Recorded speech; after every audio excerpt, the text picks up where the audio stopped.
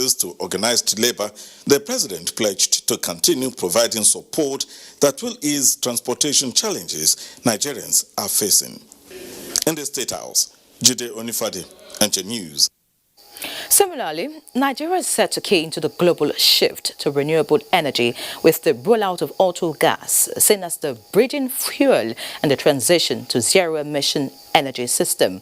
To this effect, the federal government says conversion of vehicles to dual fuel systems for interested Nigerians will be free going forward.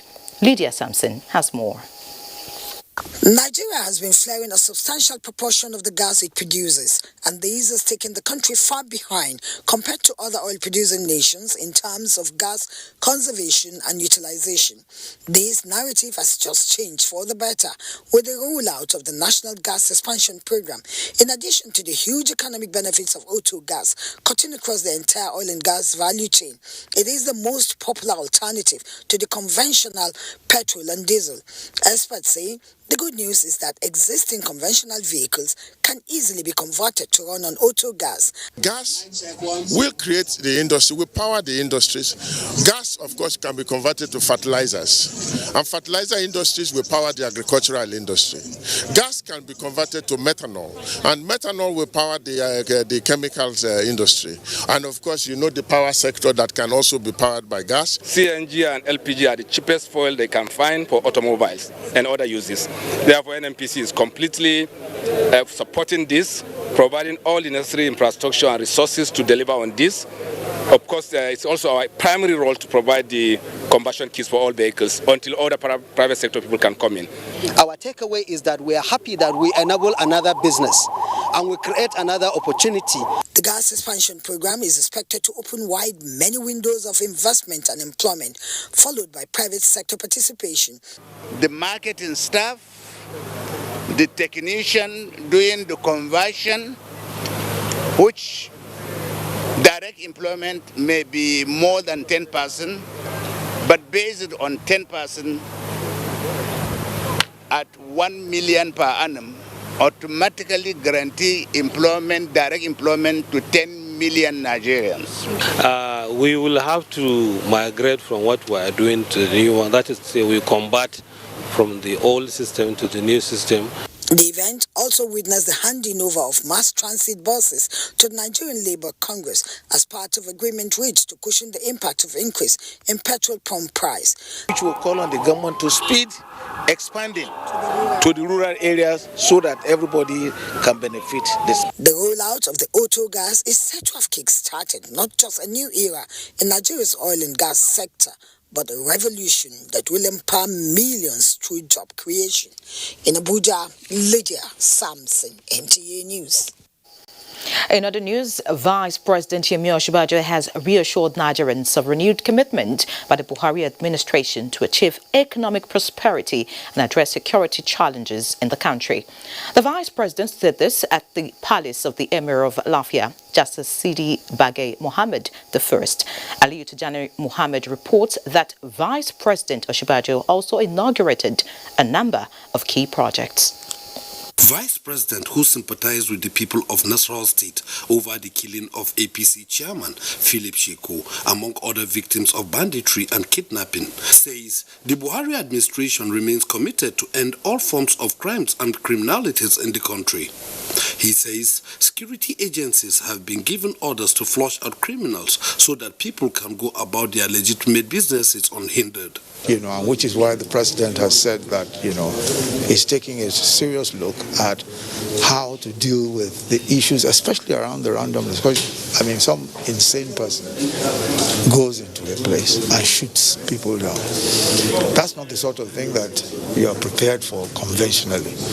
So we have to do a lot more local intelligence, which is, a lot more local intelligence. Some of the community policing efforts that we're trying to do, so that information is supplied faster, especially at the local level.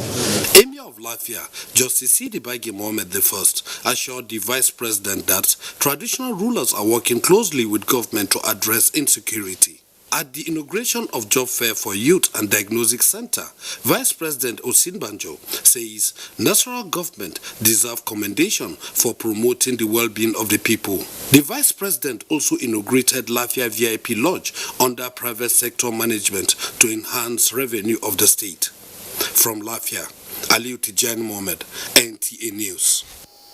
President Muhammadu Buhari is reassuring Nigerians that the Boko Haram insurgency inherited by his administration will not be handed over to his successor in office. The president, who stated this Monday evening at a strategic engagement with Senate President Ahmed Lawan, said more decisions and proactive measures are underway towards ending the menace. State House correspondent Adamu Sambo has details. At the instance of President Muhammadu Buhari, Senate President Ahmed Lawan led a high-powered presidential delegation to Borno State on a sympathy and fact-finding visit following the brutal killings of rice farmers in parts of the state. He is here alongside the Chief of Staff to the President, Professor Ibrahim Gambari, and member of delegation to give President Muhammadu Buhari a feedback on their engagements with stakeholders, especially the Zabarmari community where the killings took place.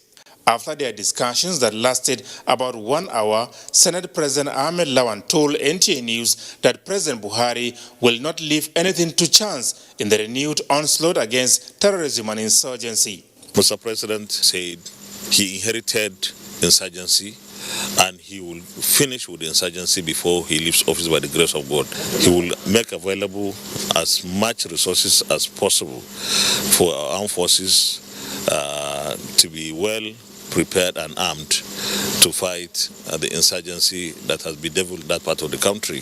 This fight is a national fight. It's not executive or legislature, but working together, and it's a manifestation of the close working between the legislature and the executive. One other takeaway is the resilience of the community. Here are the people who have just lost loved ones, and yet they came out, Zabamari, and welcomed us, and the message of hope and commitment of the Mr. President is remarkable. And the second one is really the efforts and the leadership of the governor of Borno State, and particularly in terms of resettling the IDP, over 22 camps. And in order for the people to return to their places of origin, we have to beef up security.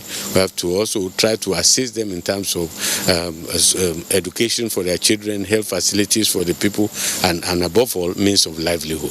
The Senate President said on his part, the National Assembly will continue to give President Buhari the maximum support he requires to succeed in the battle against insecurity. This is one thing that we must do, because there is nothing better than security. You provide security, everything will go on well. I want to also add here that there is need for new thinking, there is need for new strategies, there is need for more commitment, there is need for more motivation for armed forces. In addition to the support, we should also give them targets. Senator Ahmed Lawan called for more support, understanding and cooperation on the part of Nigerians as the government strives towards securing the country for a prosperous future.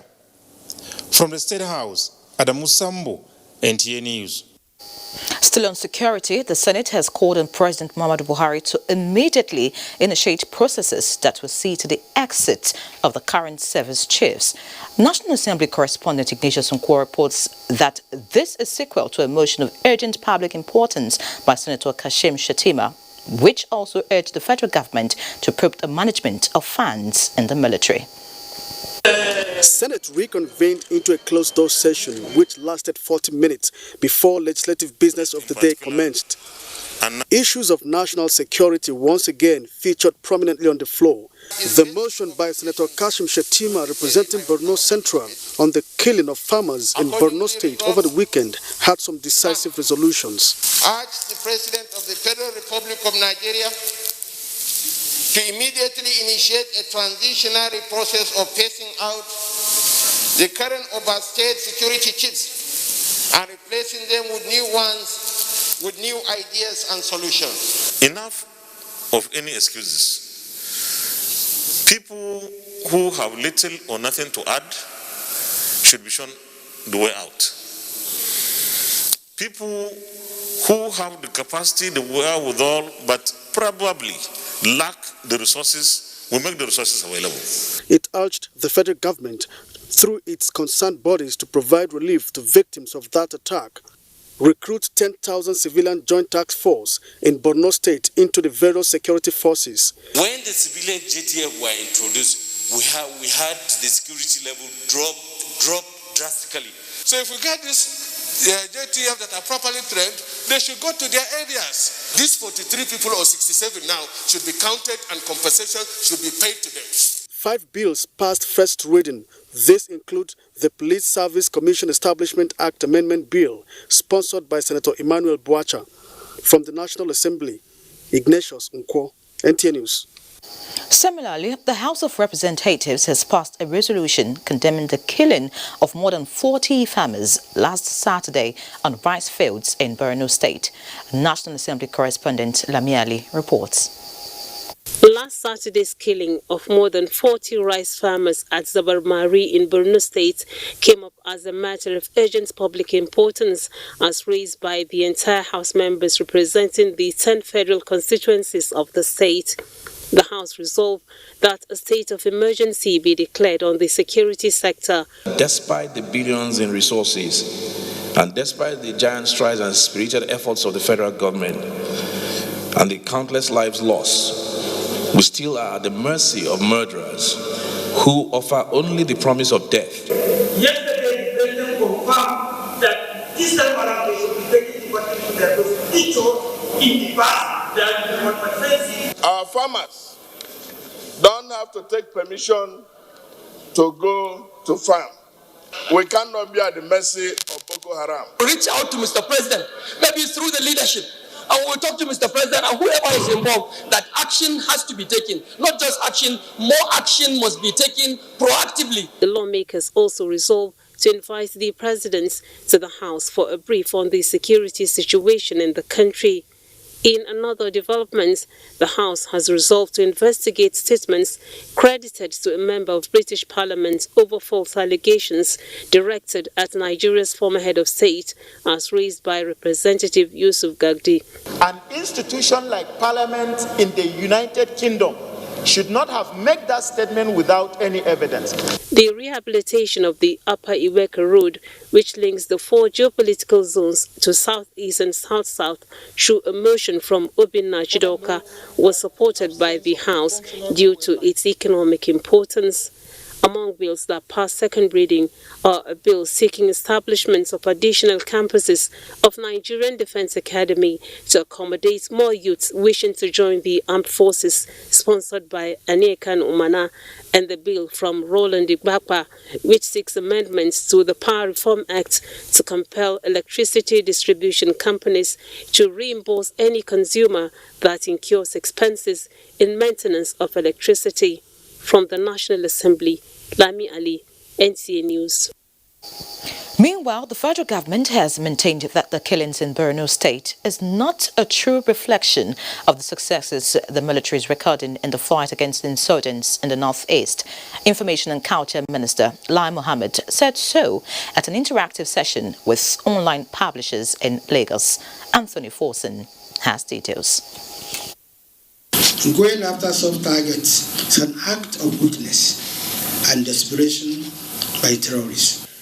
These were his words, the Information and Culture Minister Lai Mohammed briefing online publishers to bring them up to speed on the state of affairs and the military engagement against Boko Haram, describing the act as cowardice and savagery by a group of deranged terrorists. It does not reflect the progress being made by the military, the minister said. Boko Haram is badly degraded and can only carry out cowardly attacks like the one against defenseless farmers over the weekend.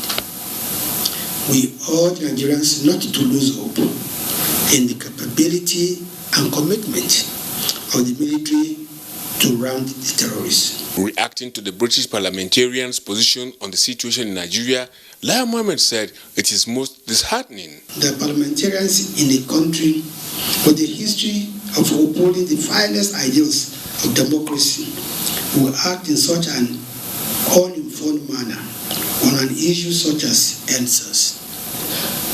The quality of the debate at the British Parliament on answers was under par.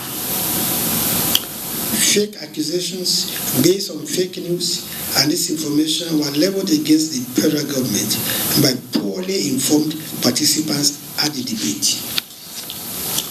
One MP even accused former Nigerian leader, General Yakubu Gowon, who served this country to the best of his ability, of stealing half of the Central Bank of Nigeria. Sheer ignorance.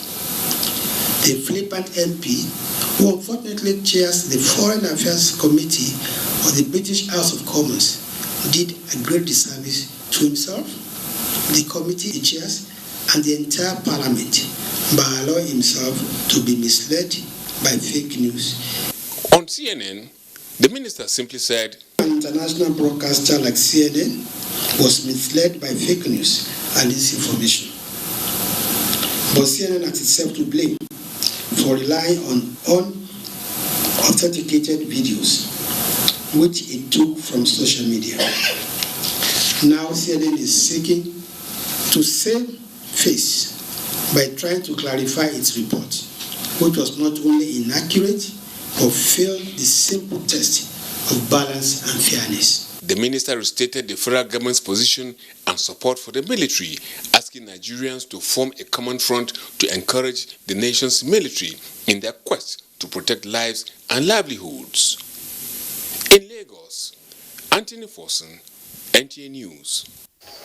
And away from security matters, Senate has confirmed the nomination of Professor Mahmood Yakubu for reappointment as chairman of the Independent National Electoral Commission. National Assembly correspondent Ignatius Nkwo reports that the confirmation followed the approval of the report of the Committee on INEC on the screening of the INEC chairman nominee. The Senate Committee on Independent National Electoral Commission INEC hereby recommends as follows: that the Senate do confirm the nomination of Professor Mahmood Yakubu as chairman, Independent National Electoral Commission, INEC.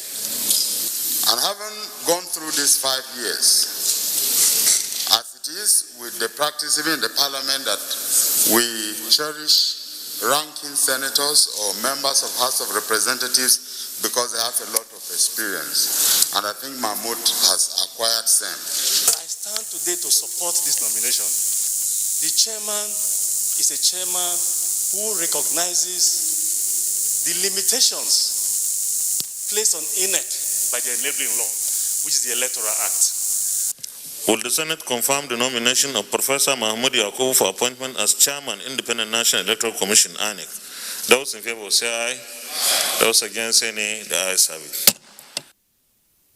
Senate also confirmed the nomination of Sanusi Garba, Musliu Olalekan Oseni, and Aisha Mahmood for appointment as chairman, vice chairman, and commissioners for the Nigerian Electricity Regulatory Commission.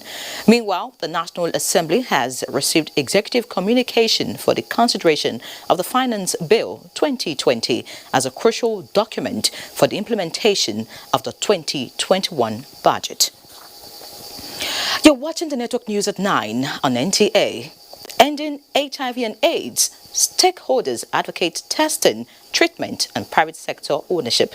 Details in the second part of tonight's news this day.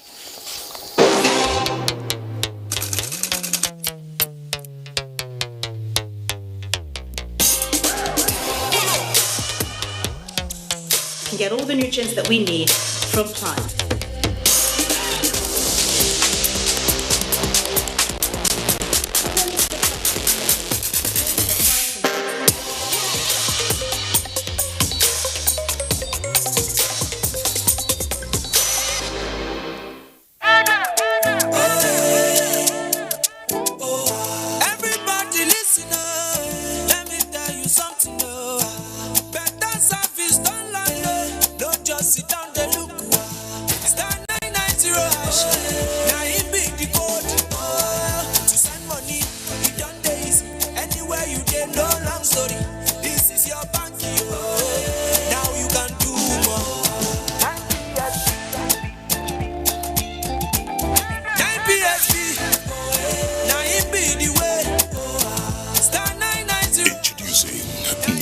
PSB, Open an account right away with your phone number and instantly start to send and receive money by dialing *990#. You can even pay your bills and also enjoy more opportunities to get your cash back through any of our nationwide agents near you. The Joint Senate and House of Representatives Committee on INEC and Electoral Matters wish to invite stakeholders and the general public to a public hearing on a bill for an act to repeal the Electoral Act No. 6, 2010 as amended and enact the Independent National Electoral Commission Act 2020 to regulate the conduct of federal, state and area council elections and for related matters. Date, Wednesday 9th December 2020. Venue, Conference Room 022, New Senate Building, National Assembly Complex, Abuja. Time 10 a.m. prompt. Individuals and organizations wishing to submit memoranda should submit 35 hard copies and soft copy to the clerks of the committees on or before Monday 7th December 2020. Copies of the bill are available at the committee secretariat as well as on www.placng.org. For inquiries, please call clerks of the committees on 0803-309-4634. Chairman Senate Committee on INEC. Chairman House Committee on Electoral Matters. Announcers. Oh, see how oily I am. It'll take forever to clean this. Take it easy, Pan. Your days of endless scrubbing are over. Madame just bought Sunlight Dishwashing Liquid. What do you know about a Pan's life? This advanced formulation has real lemon juice that'll cut through all those stains fast in just one wipe. Wow, that was fast. See how easy it is to remove oil in one wipe? Sunlight Dishwashing Liquid removes oil stains in just one wipe. Hello, fellow progressives. Our party's membership registration exercise has commenced. We call on all our members across the country to revalidate their membership of the All Progressives Congress APC. This exercise will run from December 12, 2020 to January 9, 2021. All members who have not registered and others who intend to join our great party should avail themselves of this opportunity. The registration shall run concurrently in all wards in every state of Nigeria. Do not hesitate to become a registered progressive. Be part of progress and good governance. Your membership of APC empowers you to stand for elections and play your role in governance. Your registration empowers you to determine who becomes our party's candidate, runs for election, and be in government. Register, empower yourself. Do it now.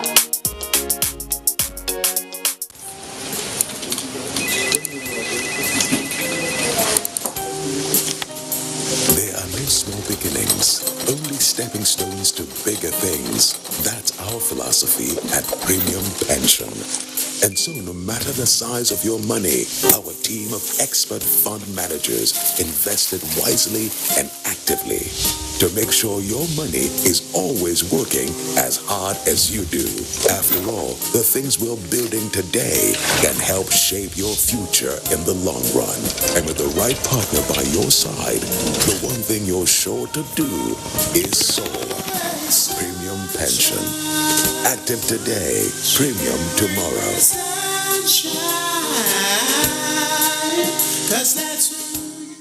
Nigerian youths are about the greatest assets the country has at the moment. It is therefore not surprising that the administration of President Muhammadu Buhari is strategically responding to the yearnings of the youth through multiple projects and programs. Youth Entrepreneurship Support Years by Bank of Industry, the Youth Investment Fund by the CBN, and several other conditional cash transfer programs. Recruitment of 774,000 social workers, majority of whom are youths, and so many other projects that are beneficial to youths directly or indirectly. If the administration can do all this, definitely with a degree of patience and time, it can achieve more. Nigerian youths must come together to say no to terrorism, no to vandalism, and no to all disruptive tendencies. Hashtag Youth for Greater Nigeria. Pacifying the youths, unifying the nation. Thank you for staying. The Nigeria Police Force says it is perfecting the extradition of Abdulrasheed Maina, former chairman of the Pension Reform Task Team, following his arrest in Niamey, Niger Republic. A statement by the Force Public Relations Officer, Frank Mba, says the force will extradite the fugitive to enable him face trial in pending criminal proceedings against him. Abdulrasheed Maina, who was declared wanted by a court of competent jurisdiction, was arrested through the collaborative efforts of the operatives of the Nigeria Police Force, Interpol, NCB, Abuja, and their Nigerian counterpart. He's currently in a detention facility in Niger Republic, awaiting the completion of the extradition processes. Let's now talk health. Knowing your HIV status is absolutely necessary. Not only does it give caregivers the opportunity to stop the virus from harming you, but also provides access to existing interventions. To this end, the global theme for 2020 World AIDS Day calls on leaders and citizens to take responsibility in sustaining efforts at eliminating HIV, especially in the face of COVID-19 and beyond. Uche Ogochukwu reports. An estimated 34 million people are living with HIV/AIDS worldwide, with the burden and prevalence reported among women, children, and the youth. We have self-stigma, environmental stigma, and family stigma. The agency responsible for the control of AIDS in Nigeria, NACA, is however optimistic that although the country is currently at 73% of the first 90 of the 1990 targets, the 2030 goal will be achieved. Our main challenge is people agreeing to come out and demand for HIV testing and get tested. I can assure you, if everyone in Nigeria can get tested to know their status in the next 3 months, and in the next 2 years, we will reach the 95, and we will control HIV in this country. We are working together as a joint team closely with the government of Nigeria to ensure that the adequate policies and standards are maintained as per global expectation, but that we also ramp up critical interventions like testing. And we want to commend the efforts that have been made, but we still have more to do. WHO theme, Global Solidarity, Shared Responsibility, employs all hands on deck to end the scourge. So, get tested. Uche Ugochukwu, NTA News. The First Lady of Nigeria, Aisha Muhammadu Buhari, has advocated the need for all critical stakeholders to sustain efforts towards addressing the global burden of HIV and AIDS.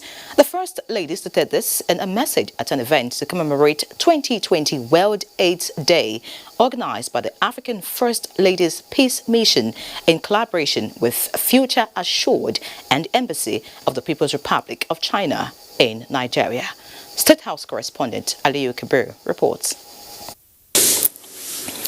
The 2018 records by the Joint United Nations Programme on HIV and AIDS, UNAIDS, and the National Agency for the Control of AIDS, NACA, indicate a national HIV prevalence in Nigeria of 1.4% amongst adults aged between 15 and 49 years. This is relatively low compared to previous figures of 2.8. The report further shows that about 1.9 million people are living with HIV in Nigeria.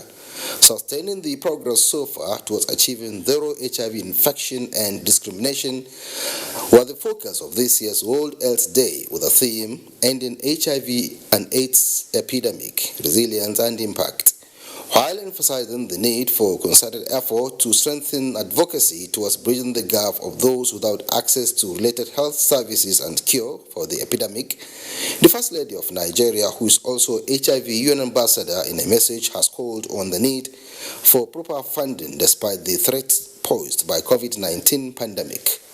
As with other spheres of life, this year has been greatly affected by COVID-19. It is important to remember that while funding research and healthcare workers are being diverted to work on COVID-19, essential health services must, however, remain available to people living with and affected by HIV. The strategic collaboration has significantly made a headway in creating awareness, curbing and managing the spread of the virus, as well as reducing the antisocial behaviors towards the victims. Stakeholders will assure their commitment towards the control of HIV and AIDS in Nigeria. The event featured presentation of certificates to students who participated in quiz and essay competition on the topic revolving within the theme of this year's World Health Day, geared towards creating more awareness on the dangers as well as the prevention and control measures of the epidemic. In Abuja, Aliu Kabir, NTA News. Similarly, galvanizing the private sector towards taking ownership of HIV testing and treatment has been identified as another measure in ending HIV in Nigeria. Uche Ogochukwu reports that this was the thought of policymakers at the launch of a strategic document on HIV/AIDS in commemoration of the 2020 World AIDS Day in Abuja. Strategy document will set the tone for a renewed effort in the fight against HIV and AIDS, drawing lessons from COVID-19 experiences. Last year, over 44,000 Nigerians were estimated to have died from HIV/AIDS. We've spent 6.2 billion to identify and treat 70% of the estimated 1.8 million persons that live with HIV/AIDS in Nigeria. So not only is Nigeria now putting the money to finance the people living with HIV, it has a pathway of owning the response. The federal government is currently committing 2.5 billion naira to the treatment of additional 50,000 persons living with HIV and AIDS to complement donor funds. And this has helped in reducing the prevalence from 5.8 in 2001 to 1.3 in 2018. We must try as much as possible to domesticate and localize this production so that we can cut down on costs. The National Treatment and PMTCT program, NTPP, has been reinvigorated with the support of our partners to strengthen the health sector response. The policymakers advise states to embrace the National Health Insurance Scheme with emphasis on HIV/AIDS services. Uche Ogochukwu, NTA News. And away from World AIDS Day, Nigerian women are walking the talk and backing their words of action in ensuring that the issue of violence against women becomes a thing of the past. To this effect, wives of some state governors are collaborating with the Minister of Women Affairs and lending their voices and actions against the menace in commemoration of the 16 days of activism against gender-based violence. Momso Damien Dati reports. Color orange is still much in vogue the world over. At least for the 16 days, the painting is still on. Reason why these women from all stratas are converging on the Ministry of Women Affairs to illustrate their commitments to peace, harmony, and say no to violence. We are very concerned about the spate of gender-based violence in the country. And that is why we got together in June of this year to set up this working group, which is called Nigerian Governors' Wives Against Gender-Based Violence. We work on these issues in our states, individually, and we work collectively to ensure that we have a robust response to all forms of gender-based violence. For these women, it's time to back actions with words. And on the issue of violence, the minister says there is no going back. We will not stop after 16 days. It's a continuous battle until we see that the awareness is right and that all perpetrators are fully punished and at least we attain zero tolerance. Being the 16th day of the 16 days of activism, today signifies a candlelight procession in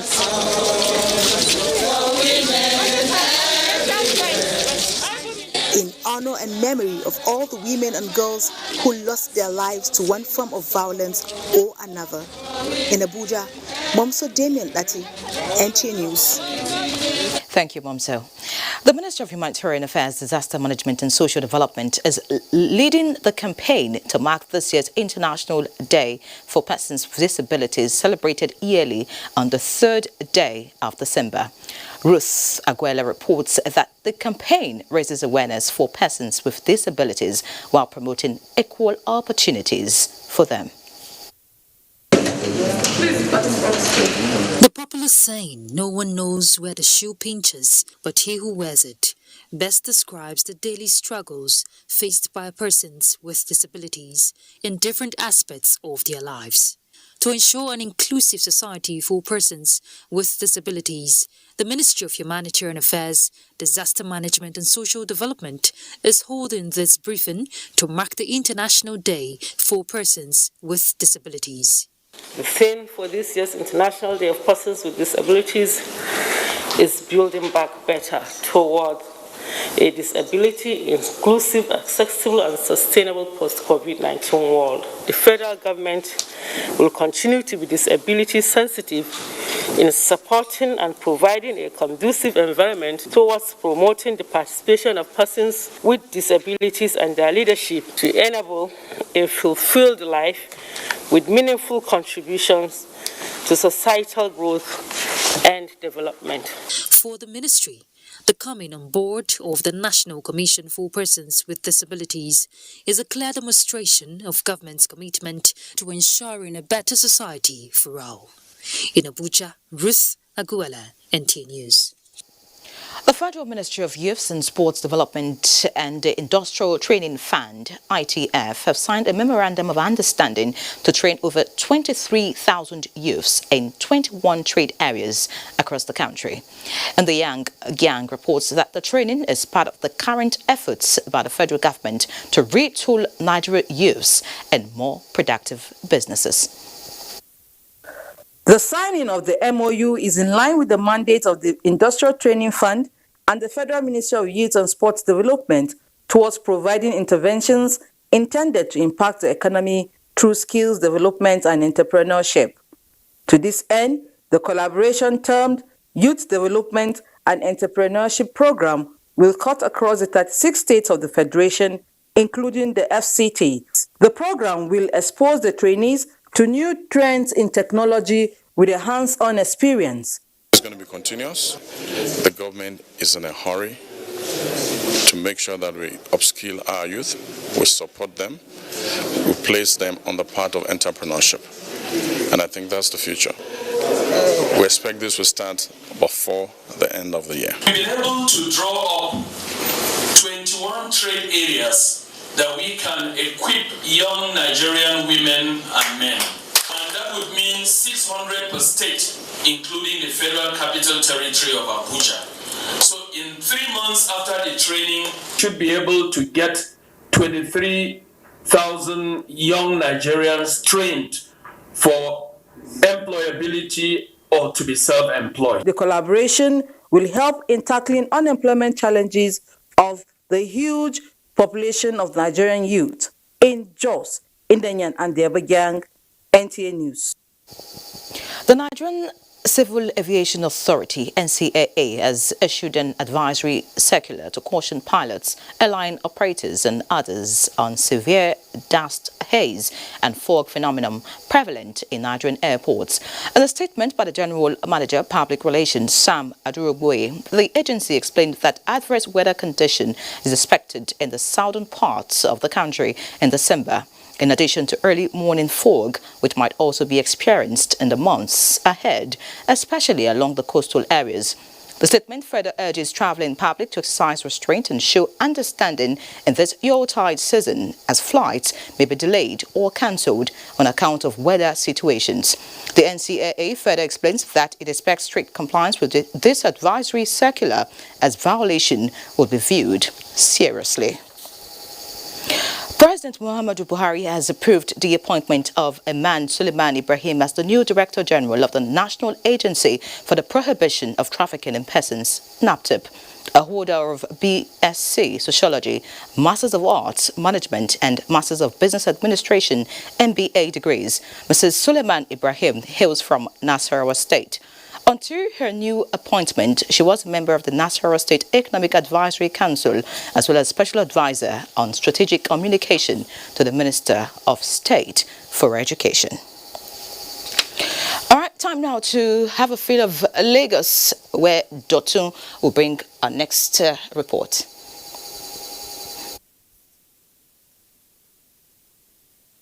Thank you, Ian Rai. The The federal government's dream of deploying 6 million prepaid meters to homes across Nigeria is fast becoming a reality. This was disclosed by the Minister of State for Labour and Employment, Festus Keyamo, as he led other members of the federal government's Technical Committee on Tariff Verification to an electricity meter manufacturing company in Ogun State. Adeola Komi Akere reports. To bridge the metering gap in the power sector and eliminate overbilling of consumers, the federal government's Technical Committee on Tariff Verification was established. In compliance with its mandate, the committee, led by the Minister of State for Labour and Employment, Festus Keyamo, visited an electric meter manufacturing company to ascertain its competence and readiness in actualizing the federal government's dream. The committee afterwards embarked on a tour of facilities and infrastructure. Government and Labour, we have agreed in principle that those meters should be produced locally. One, it creates employment. Two, it also improves our local technology. And what we have seen here today meets those requirements. They have the capacity. They are also even training other young men on the deployment, in preparation to the deployment of these meters. That will make sure that people pay for the energy used, and every party will be happy for it. There are ancillary services I've seen he can render outside metering, which will kind of provide a good technological base for Nigeria. Among technologies invented by the company are the MoMA's Enhancement Panel Improvement Tariff Regulation and Dual Tariff Meter. In terms of advancing energy auditing, consumption, satisfaction about load control in your house, all those things are what we have developed locally.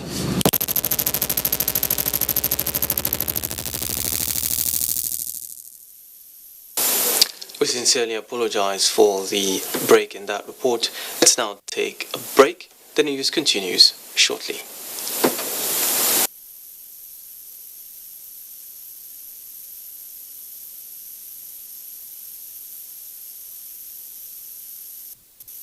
People get their news and information from more media sources than ever before.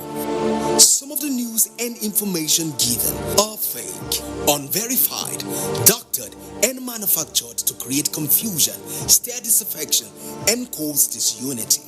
Before you believe or share any news, ask yourself, is this real? Is it from a credible source? Is it verified or verifiable? Fake news is dangerous. Whether you do it for fun or for political gains, real people can get hurt. Fake news, don't create it, don't spread it. This is a public service announcement from NTA. The Council of Our Fathers. I believe we have fought one civil war too many in this country. So those who experience it will run away from it. Nigerian youths, let's build our nation together.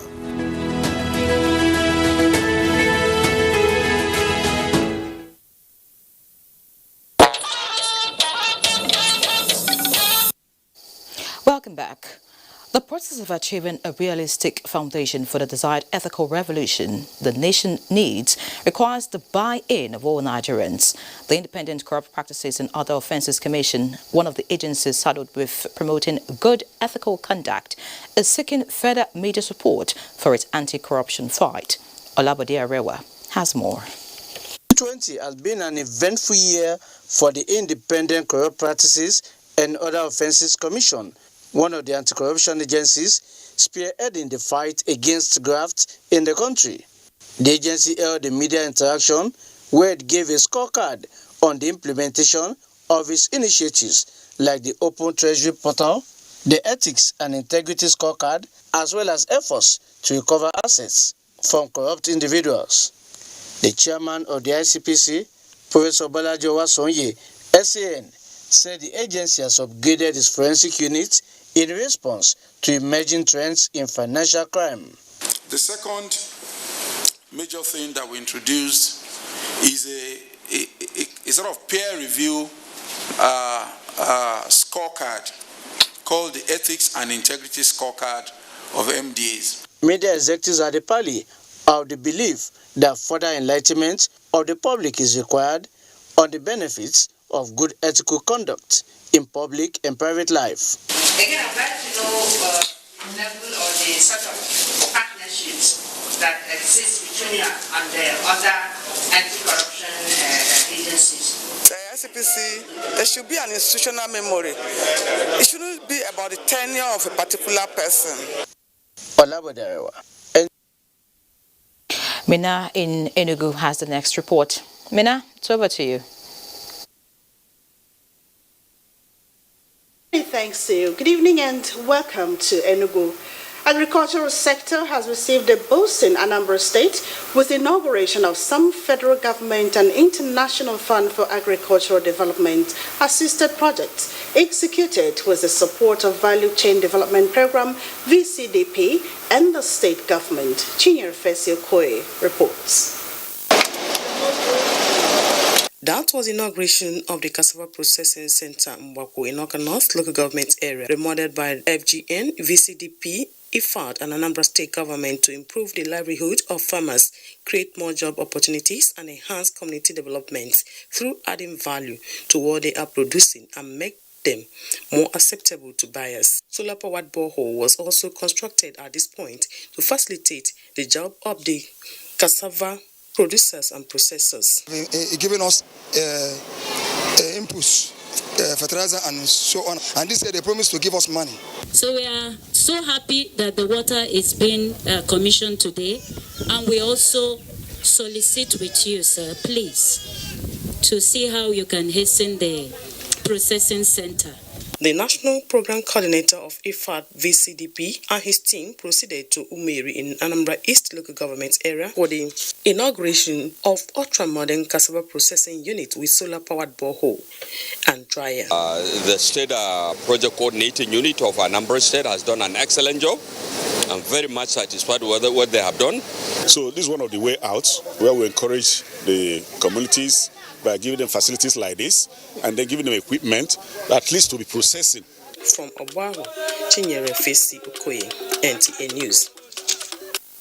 That's it from here. It's back to you, Inri. Mina, let's now have a bit of sports as referees are set for NPFL new season. Kene Imagbodike has details.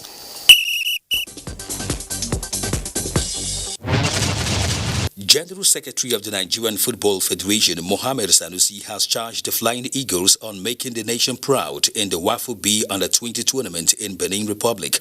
Sanusi, who visited the team's camp in Abuja ahead of their departure on Friday, assured the players of their welfare and entitlement as they prepare to begin their campaign in Group B with a match against Cote d'Ivoire on Sunday at the Stade Charles de Gaulle in Porto Novo. Still on football, the Nigeria Referees Association has assured on the readiness of its members for the forthcoming 2020-2021 Nigeria Professional Football League season following a 4-day medical and fitness test as well as sensitization seminars in Abuja.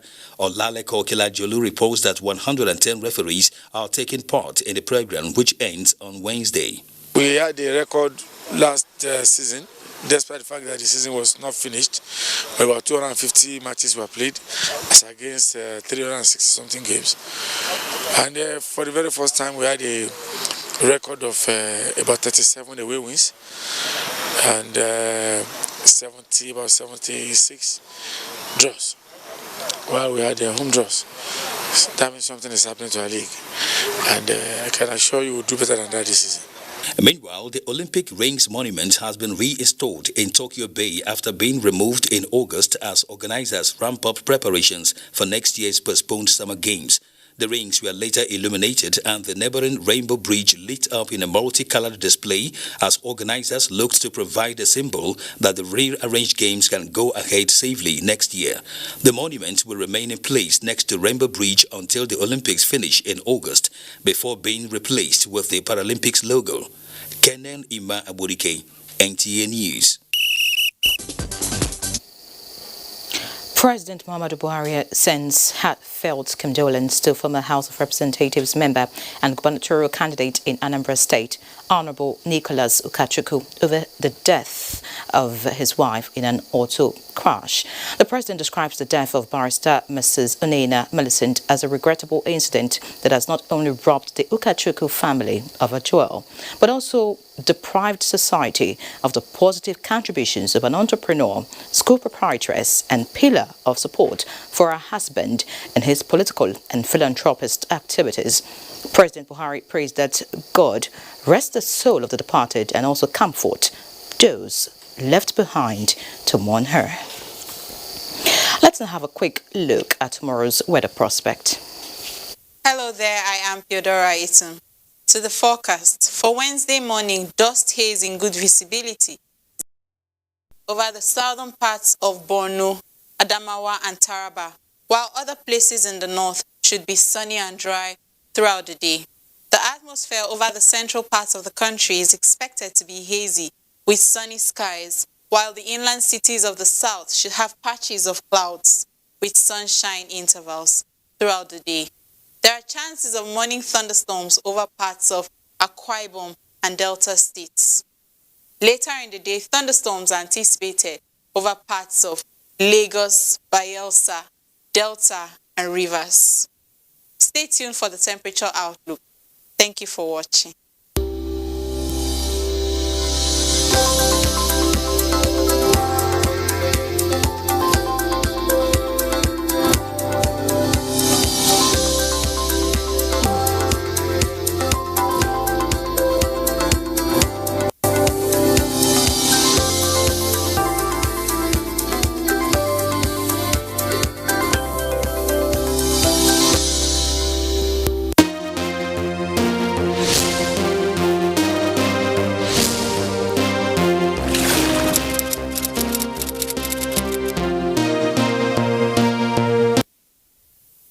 Break the silence, speak up, and let's put an end to rape. That's Network News tonight. Many thanks for watching. I'm Ian Ray John. Good night.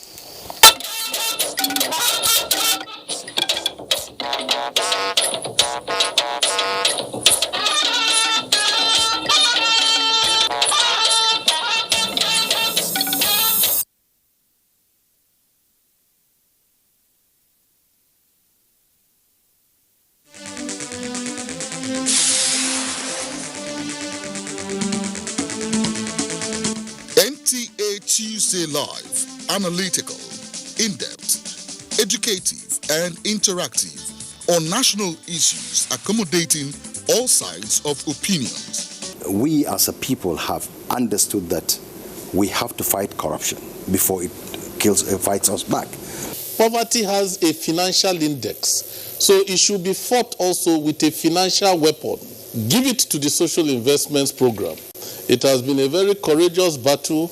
Tuesday Live, every Tuesday at 10:30 p.m. Join us. This week on Executive Discuss. Now, I learned something reading about you, your name, Oprah. I know that originally the name was not Oprah. I learned from a little bird that it was something else. Where in the world did you learn this?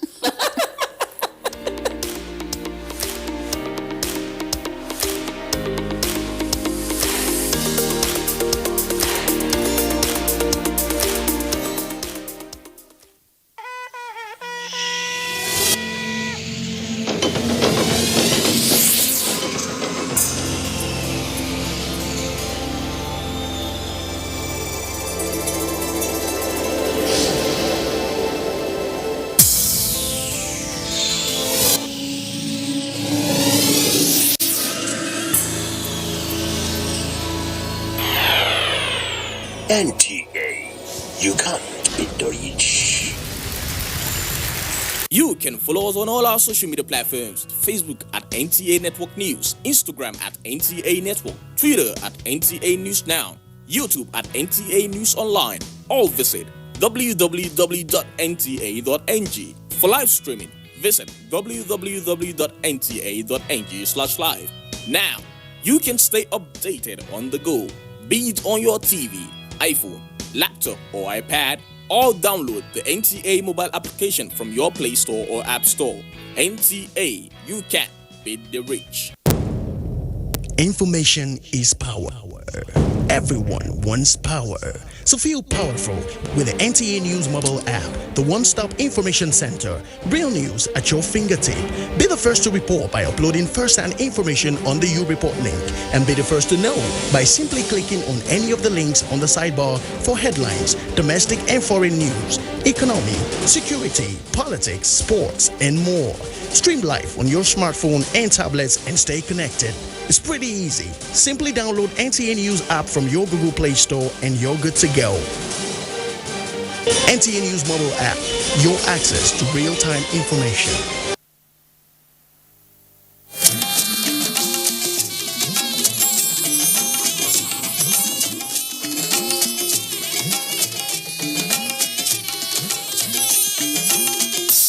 This is the network service of the NTA. Do you know that social media is not good or bad, and that it is you who is using it that is either good or bad? Bad social media users spread rumors and fake news without verification. But good social media users stop, verify the information, and reflect before sharing it. Now, are you a good social media user? Stop the spread of fake news. Verify the authenticity of your source for a better Nigeria. This message is from the National Orientation Agency. The Council of Our Fathers. My advice to these young people is please do not take us back to those harrowing days. You probably do not know what it is. Nigerian youths, let's build our nation together.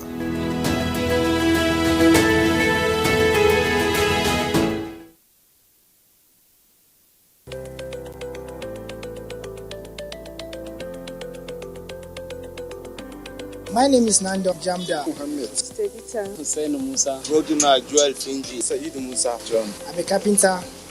I've been doing this for more than 8 years now.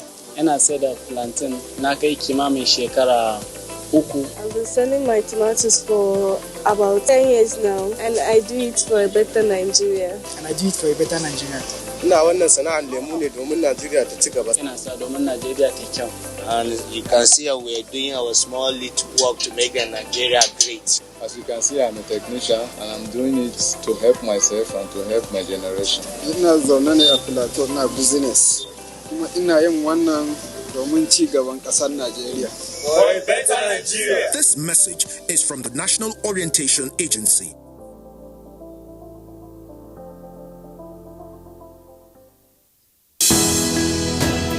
Dialogue, empathy, love, and unity. These are vital components of nation building. For all to be well, we appeal that we should refrain from volatile, provocative, inciting messages and language. Let's build and not destroy.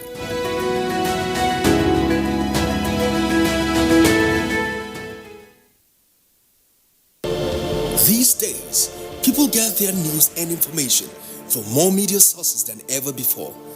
Some of the news and information given are fake, unverified, doctored, and manufactured to create confusion, stir disaffection, and cause disunity. Before you believe or share any news, ask yourself, is this real? Is it from a credible source? Is it verified or verifiable? Fake news is dangerous, whether you do it for fun or for political gains. Real people can get hurt.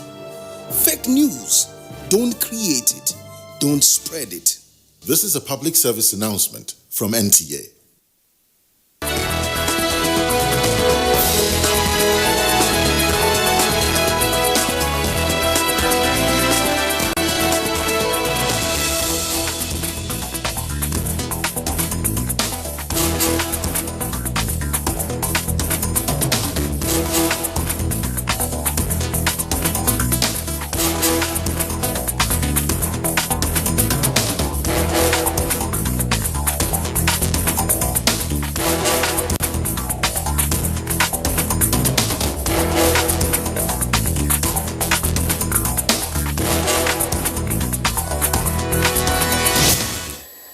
change is impacting the world in different ways and has had the attention of world leaders on different ways to mitigate the negative impact on weather conditions and biodiversity, sometimes altering the ecosystem. While the result is ocean surge in some places, others have to deal with flooding and some others drought, affecting man, animals and plants. Nigeria is not immune to this global challenge, and the effects have taken a toll on people and their livelihoods, including agriculture. While rain showers are considered a blessing to farmers, too much of it is often counterproductive, and the lack or inadequacy of rain is undesirable for any form of cultivation. Welcome to Dateline 360. My name is Omotola Mojola. On this edition, we examine how climatic conditions have impacted agriculture in 2020.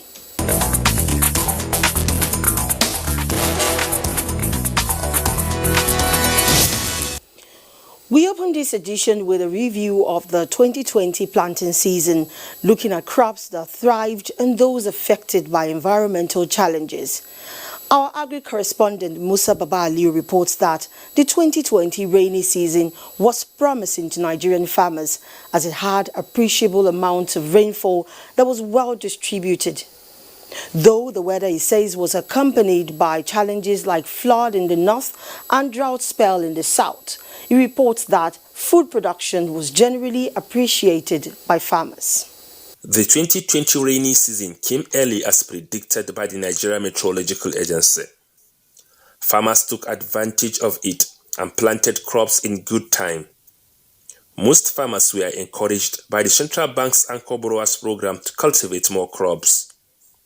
For the 2020 wet season, we're going to be doing the largest Anchor Borrower Program so far.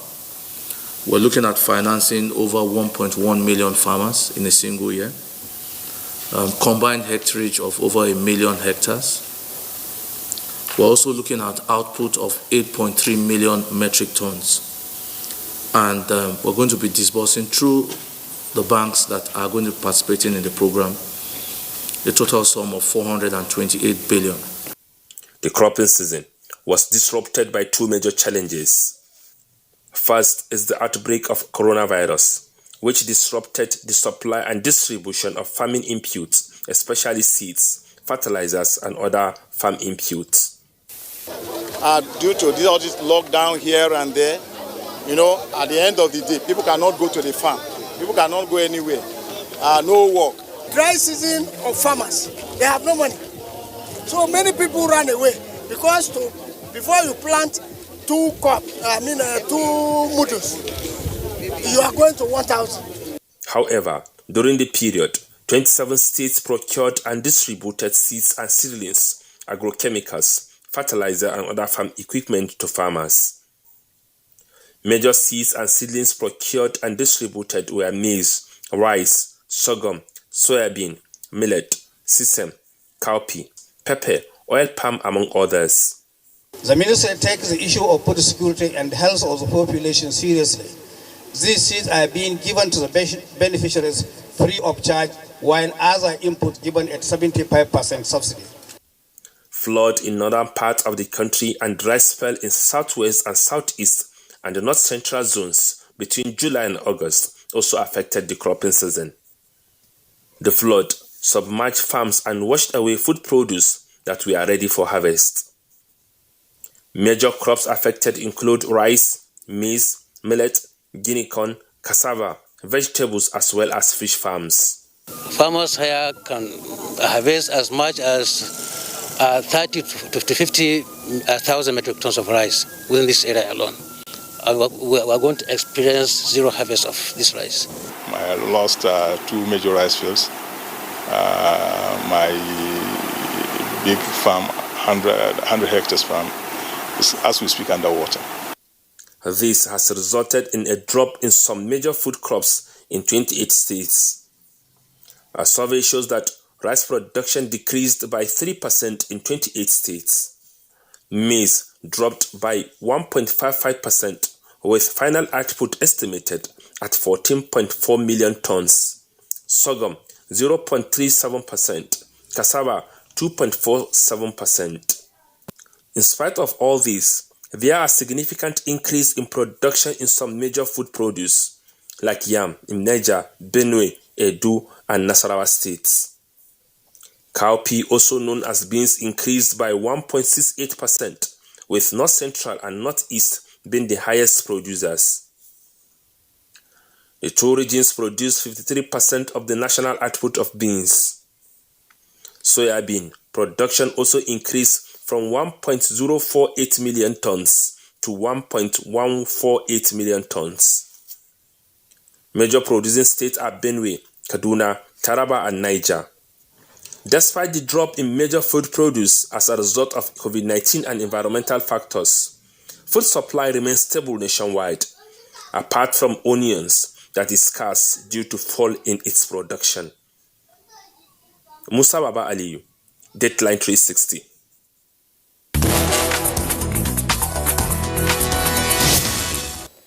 From general, we take some specifics. From Calabar, that looking at aquaculture reports that Calabar, the Cross River State capital, which could once boast of several species of seafoods, is witnessing a downturn following climatic factors like change in weather temperature and pH levels. Calabar, the capital city of Cross River State, is a riverine community which provides conducive environment for aquaculture to thrive. Before now, this beach used to be a beehive with so much varieties of seafood coming in from across the river. But with the climate change, a lot too has changed. Ekpenuwemime is a fisherman. He returns from the sea with virtually nothing apart from these two fishes after toiling throughout the night. This situation leaves him almost frustrated and would hardly respond to our questions. He complains bitterly in local parlance that the water is bad, which literally means that the tide is unfavorable for his catch. Water no good. Water no good. For Comfort Nsabasi, her hope for food is dashed as fishermen return with little or no fish, leaving her with nothing to sell apart from shrimps, and for her, this is little income. If I buy food, fish, now you make me buy food. You sell and finish, and they buy food. But now, I no get fish, so no money. It is the same story from the fishermen to the traders and buyers that the aquatic life is depleted. The reason for this seems to be far from these persons whose livelihoods revolve around aquatic life, but effects of climate change seem to be visible causes. However, some people are hopeful that God will turn things around. Sometimes we go, we no catch anything, even to chop, na wahala. By this fish, around April, I can say this one 2.5, then now is 4,000. Now the bag of crayfish now is 75,000, while April is 35,000 and 40,000. If government should have fishing trawler to go out to the high sea to bring fish, and so that it will be enough for people to buy, I think it will be okay. The flood experienced in recent times, experts say, has not only taken its toll on aquatic life. Food crops, including vegetables, have had its fair share. The effect of flooding is being felt across board. Nothing is spared. The food crops and everything is affected. For instance, this bunch of water leaf used to go for 10 naira, but today it goes for 50 naira. Same applies to the Prepaid, the okra. What we used to buy for 2,000 naira per basket is now 6,000 naira per basket. The only thing that we are doing now is for us to plant new ones, that we will be able to enjoy that one for dry season. The one that we will pour water. So now this one that we are selling is the old ones. With several farmlands lost to flood and harvest quite on the low, Farmers say they are optimistic that the dry season farming will help make up for their losses. In Calabar, Umo Basidate, NTA News.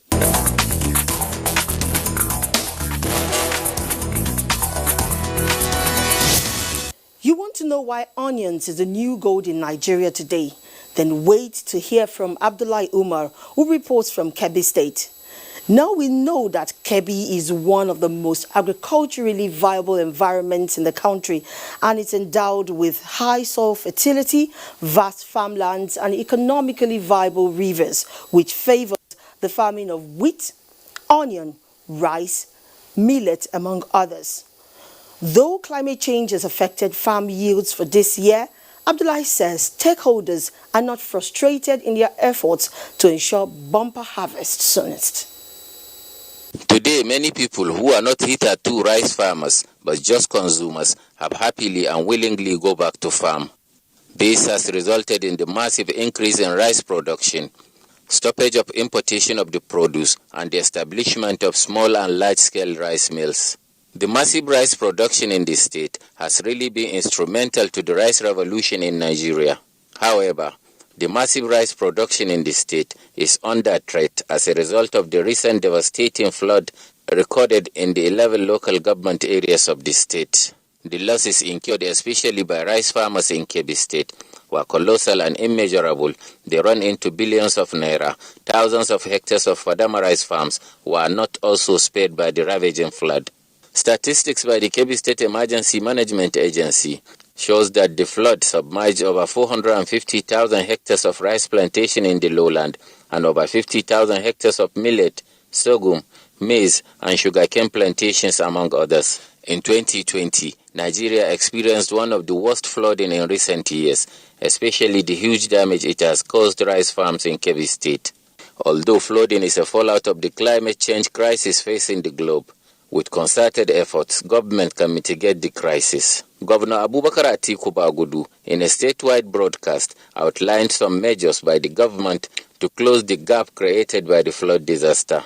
He specifically rolled out plans to assist farmers with improved seedlings and other inputs for the dry season farming.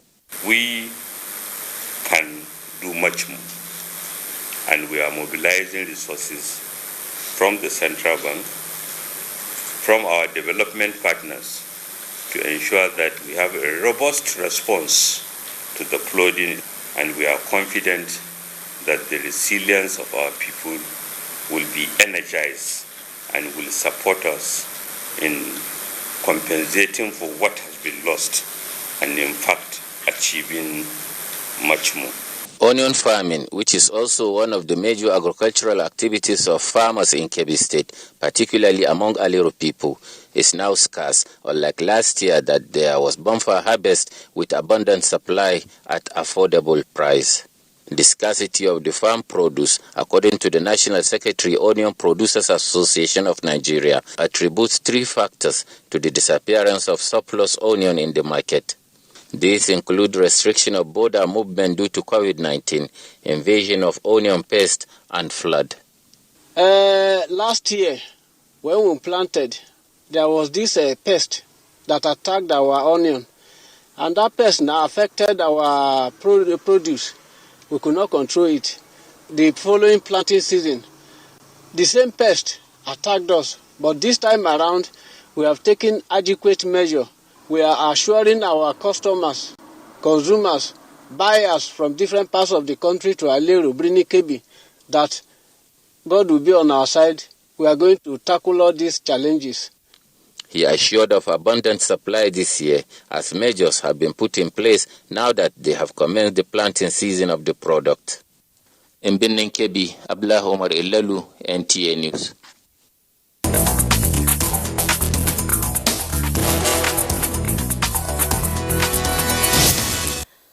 And while some parts of the country had to deal with flooding, farming in some parts of the southeast Nigeria was affected by drought, impacting livelihood. Mina Okwabasi takes a look at the effects on the cropping season in the southeast, with focus on rice production and yields amidst the drought. Farmers generally in this part of the country witnessed a devastating effect of drought, but the worst hit were the rice farmers. Irrespective of the situation, they still churned out maximum yield. What was the secret? Drought is no doubt a highly devastating natural hazard that is projected to increase due to higher variability of climates. It occurs as a result of precipitations at atmospheric water balance from long-term mean. Enugu State, located on the northeastern fringe of southeastern Nigeria, in plains exceeding 200 meters above mean sea level in highlands, with an estimated 4.167 million people occupying approximately 16.727 square kilometer land area, has a soil type mostly hydromorphic, which is heavy and composed of silt and clay. With this situation, the Enugu State Commissioner for Agriculture describes the effect of drought on farmers in Enugu State, especially rice farmers this cropping season, this way. This one was outright dryness. The plants were dying. The plants were choked up as a result of lack of water. Most especially in our rice fields, where we have the type of soil that needs water all the time to make rice grow well. Some of the effects of drought as experienced by rice farmers in Enugu State this cropping season includes stunted growth of rice crops, retardation in growth, less yield, harvest of chaffs rather than rice due to loss of water, etc. However, good output is highly dependent on good input. With the situation of little or no irrigation lands in the state and presence of bad irrigation facilities leading to colossal loss of yield, the State Ministry of Agriculture, in partnership with the State Ministry of Water Resources and investors who are on intervention mission for rice growers in the state, example, the agro-processing productivity enhancement and livelihood improvement support appeals, rice farmers got some help and maximized yield. And that has been the effort of the state government in improving and expanding the production of rice to increase production and make the state take its position in rice production. We have close to 4 areas in Enugu State now where you have a central pivot irrigation system. It's an irrigation facility that gives water to our crops, not through canals, not through channels, but coming as if it is raining. We have about 4 centers now in Enugu. We are happy for the president of the federal government here.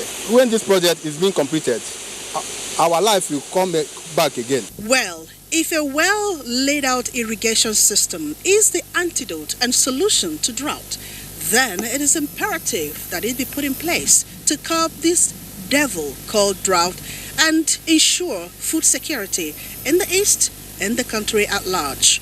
In Enugu, Mena Adobe Kobasi, NTA News.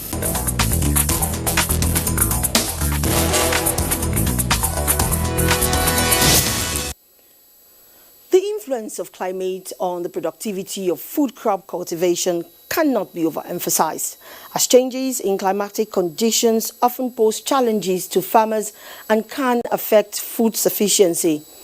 While some pray and wait as they hope for changes in climatic conditions for better agricultural yields, Kemi Oshin from Southwest reports that hope and prayers are added to technological adaptation, which he says is among the strategies helping farmers to cope with the changing dynamics occasioned by climate change. The derived savanna and humid forest climate in Oyo State are part of the agroecological factors that support the growing of staple food crops such as cassava, maize, cowpea, yam, plantain, and some cash crops such as cocoa and oil palm, among others. The nature of soil and climate due to environmental changes and irregular rainfall pattern has continued to bring about decline in yield for farmers. How climate affects human beings also affect the crops on the field. but the crop have different coping mechanism. So normally, one of the index of climate change or variability is carbon dioxide. And planting carbon dioxide for them to produce what we call photosynthesis.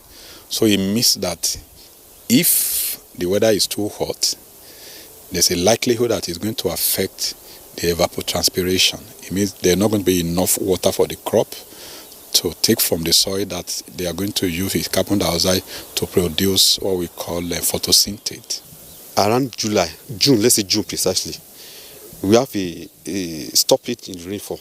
That is, the rain ceases. And at that point, there are a lot of maize on the field that is tasseling, that is milking at that period. So this affects the grain formation. So we cannot have much. So again, even when the rain peak again, and the one that was planted also, at the point of also tasseling, the rain also stop. So we have a lot of problems as regards rainfall this very year. Climate change can result in moisture stress, nutrient deficiency, and can heighten disease incidences in plants, thereby affecting agricultural produce negatively. However, efforts in research and development have contributed in no small measure to good harvest in crops like maize, yam, cassava and cowpea for farmers who have embraced such technologies. They can't just stick to the previous ways, previous time they usually plant, because we can't predict the weather now. Everything is changing. So they can just take to the advice, the counsel of those experts. Many breeders have worked on plants that have elite quality. They produced plants from their breeding research that have produced plants that of high quality. These plants have drought, some of them have drought resistance, some of them have resistance to disease that can come with such a weather. Farmers, when they get these materials, can then plant them on their field and know that they won't have any problem. And then there's other technologies that are being used presently by farmers. We have the aeroponics technology, we have hydroponics technology. These are new technologies that some farmers are presently using. We improved management technique has been of tremendous assistance to us farmers. And from time to time, we make a lot of these techniques available to us. If we have this improved variety, then we are sure not only supplying the domestic market, we will even think of sending some abroad for export. For poultry farmers, on the other hand, they are indirectly affected by the climate change, as low yield in maize, which is one of the key ingredients for poultry feed, affects the availability and price of poultry products and may affect the profitability for poultry farmers. How much is the maize 4 or 5 months before now? And now, the feed mill, if you can take around, you could see that we hardly have at least 100 kg of maize, ungrounded maize, in our feed mill for now. How do you want the poultry farmer to break even? Aviation reporting for Dateline 360.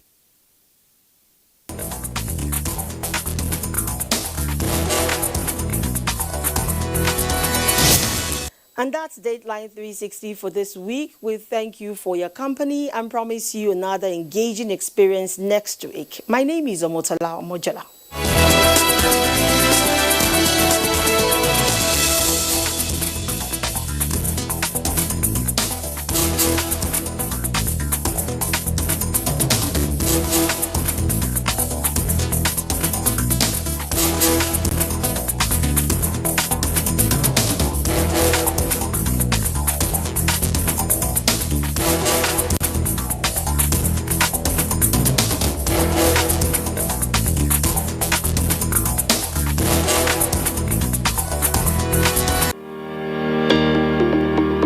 This week on Executive Discuss. Now, I learned something reading about you, your name, Opral. I know that originally the name was not Opral. I learned from a little bird that it was something else. Where in the world did you learn this?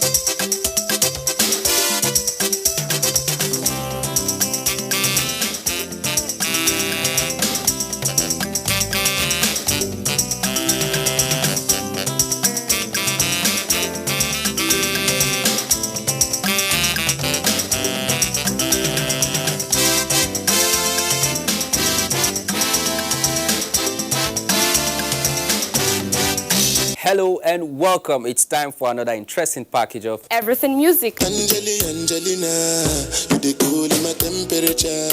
If you call, I go come deliver. This is Talking Movies.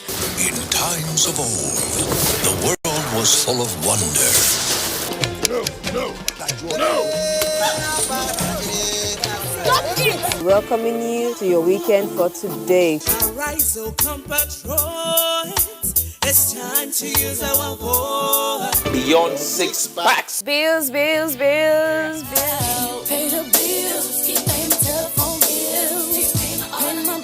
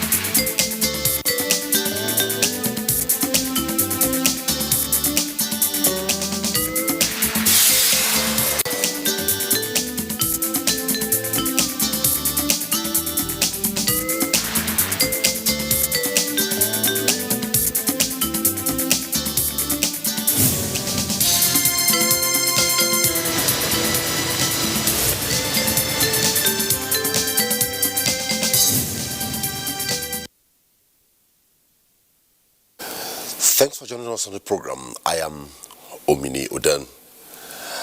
Nigeria, Africa's biggest economy, is in recession for the first time after 2016. This is largely due to slow growth since COVID-19 hit the economy hard at the time the international oil price crashed to a very low ebb. Nigeria normally accounts for an average crude oil output of 2 million barrels a day, but the coronavirus pandemic and low oil price forced down production to 1.4 million barrels, creating huge deficit in the entire economy. At third quarter 2020, the gross domestic product contracted for the second consecutive quarter by 3.62%, says the Statistician General of the Federation on Twitter. The oil sector contracted by 13.8% in the third quarter against Nigeria's growth of 6.49%, and non-oil sector shrank by 2.57% in the month of June, July, and August 2020. The country is still battling to rise over the big impact of COVID-19 that collapsed economy in all areas, and then the NSAS protest came with hard knock on the economy again. However, with the 2.3 trillion economic sustainability funds, Nigeria seems ready to exit recession when the entire fund is pushed into the economy, which includes 75 billion naira youth intervention fund, the flag off of the Young Farmers Scheme, among others, to create and generate jobs. Nigeria will soon exit recession. Tonight, on NT Tuesday Live, what are the national plans to reflate the economy? This and more is our business tonight. But before then, let's take a listen to this background report put together by Leah Katun Babatunde. The journey into 2020 seemed bright. Growth was impressive. The Nigerian Stock Exchange in January was the best performing in the world. Agriculture and manufacturing sectors were making impressive statements, and ICT, along with the creative industry, stood out. At the start of the year 2020, 2.9% was the projected GDP growth, but has since been revised downward. Coronavirus, which started in Wuhan, China, late 2019, with its attendant consequences, became the albatross of global economy as it forced the world to shut down. Trade, commerce, travel, entertainment, services, education, manufacturing and industry might have changed forever. COVID-19 concerns have rattled markets in virtually every sphere of life, and major commodity exporters like Nigeria were hard hit. It became evident that Nigeria was going to slide into a recession by the third quarter of the year. It looks like we're going to escape going into a deep recession, and that is what we aim to achieve by designing the economic sustainability plan, rolling out various initiatives that is meant to create a lot of economic activity within the country, to increase consumption, to create jobs, and also to save jobs. Other concerns for policymakers include rapid population growth, unemployment and underemployment, critical infrastructure, exchange rate and rising inflation currently at 14.2% as at October 2020. GDP at the end of the third quarter of the year halved to minus 3.62% from minus 6.1% recorded in the second quarter of the year, indicating another step into recession within 5 years.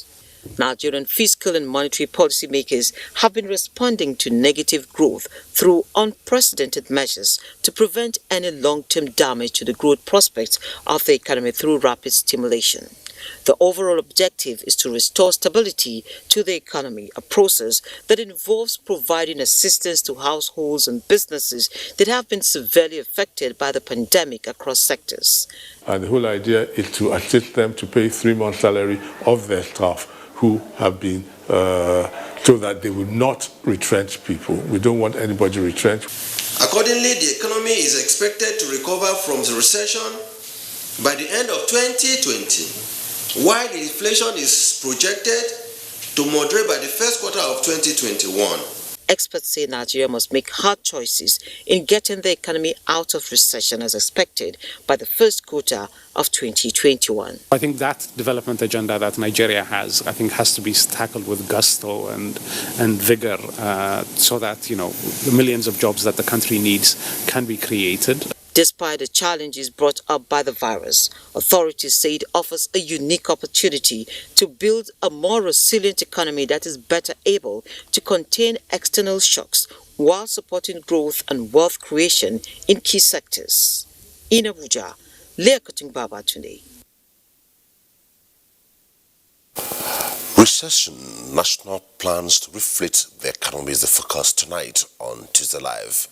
And Leah Katun's report sets the tone for the program. Also on the program tonight, our phone lines will be open as we progress, and also you can also be part of the conversation through our Twitter handle at Tuesday Live NTA. And if we're true to you through our phone lines, please, when making your point, turn down the volume of your television set to avoid the holdback. And please be very, very polite and don't use abusive language. We are very, very mature here, and our guests will deliver on your issues. Well, tonight I'm being joined by the Senior Special Assistant to the President on Public Affairs, Ajuri Ngelale. Good to have you. Always a privilege to be with you. Thank you. Also tonight, we have a finance and investment analyst, Ni Akinsiju. Good to have you on the program. Thank you for having me. In the course of the program, we shall have a couple of guests via Zoom from Lagos, Zaria, and in Abuja. As soon as the signals are up, we shall introduce them accordingly. Well, quickly tonight, also in keeping faith with the topic tonight, we shall be having a couple of reports dotting the landscape of Nigeria, Lagos, Kaduna, Aba, Port Harcourt, Maiduguri, and Oka, Anambra states. Well, tonight, we are not going to look at why we entered recession, but how to reflate the economy. We're in recession, how is it going to? So looking at basically what are those critical issues that government is to. But quickly, let me begin with Ajuri. We are in recession, but one of the concerns is how should we sustain the momentum? What critical sectors of the economy should be given attention for a quicker result? We already need. Thank you very much. First of all, let me start by saying thank you for this opportunity, and of course, thanks to our viewers for tuning in. Everything that is being done right now is what should be happening. When you look at the broad spectrum of interventions brought about by the administration of President Muhammadu Buhari, you would agree with me that really no stone is being left unturned. I want to be very specific about what I'm talking about. Let's start from what is going on in terms of the preparation for the 2021 budget, and of course the supplement that is the Finance Bill 2020. In that, you have a series of modifications to existing tax laws, etc., that are going to ensure that we have the kind of economic space, for our MSMEs, for example, and our medium and large-scale companies to be able to free up some capital, to be able to, ensure that our people are being employed and we're able to expand opportunity across sectors, across the economy. Specifically speaking, within the finance bill, you have provisions that will now, for example, we're going to drop down the duties on the importation of tractors, for example, from 35% to 10%. We're dropping down the duties on the importation of vehicles that will transport goods from 35% to 10%. We're also dropping down the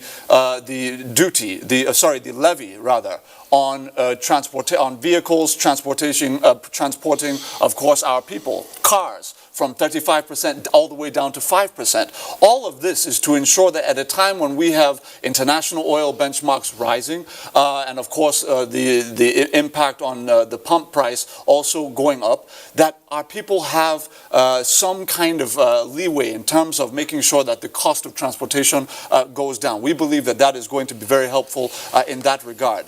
In addition to that, in terms of freeing up more economic space for our companies, we are also putting in a mechanism to ensure that companies who are, that have been paying their education tax contribution of about 2%, that of course goes toward the tertiary education, trust fund, TET fund, that companies generating an annual profit turnover of 25 million naira or less will be fully exempted from that education tax. That's for the first time. Also, we are cutting in half, by 50%, the minimum tax obligation of about 0.50% down to 0.25%. That is taxable on the gross turnover of companies that may not be, generating massive profits during an economic recession. So that is also going to be important for companies nationwide.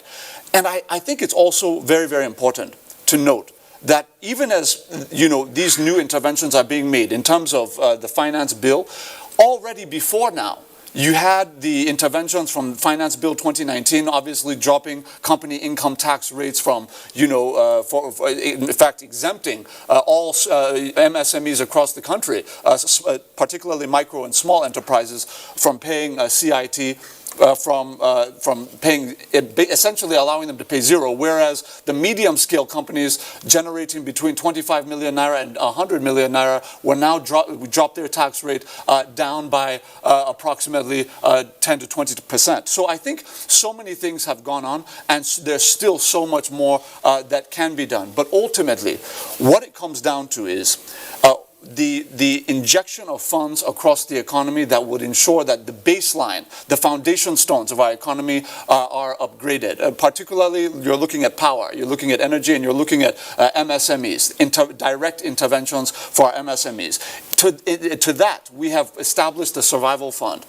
You would recall that at the height of this pandemic, really kind of at the inception of it, the impact of it in March, the president was very, very proactive in putting together the Economic Sustainability Committee, which put together the plan, which had put in place the survival fund, which is now essentially allowing us to provide payroll support. Now, as I speak to you, as of this evening, the most updated statistics are that we've been able to support about 35,000 MSMEs across the country, impacting directly over 200,000 beneficiaries across the country, with payroll support ranging from 30,000 naira a month to 50,000 naira in a month over the next 3 months to really cushion the impact of this, COVID-19, obviously, on the economy, and to really energize us out of the recession. In addition to that, the payroll support, we are also formalizing 250,000 MSMEs across the country, which up till now have been informal. We are going to walk them through the registration processes, pay for the registration processes within the Corporate Affairs Commission. And in addition to that, we're also providing 333,000 artisans across all states of the Federation with operations grants of 30,000 naira, which are not loans. They will not have to pay them back. I think when you look at the wide raft of interventions, and I haven't even gotten into 10% of them, and I'm sure we have more time on the program to go deeper into that, that, you would know that President Muhammadu Buhari is most concerned with the base of our society, the common men and women of this country who need support. They need it now, and they need it from government, and this administration is providing it. Okay.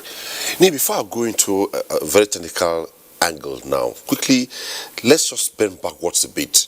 2016, a lot are saying that we were almost sliding into recession, but we're bailed out of it. But now we have gone into it, and then it was attributed to the oil collapse of the oil prices. Now it's attributed to COVID-19 and other factors.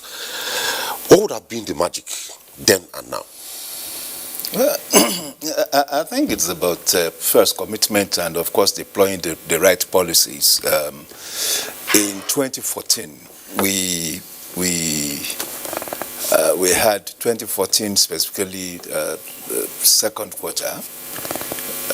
Our GDP, after our revaluation of our GDP, went to a high of 6.53%.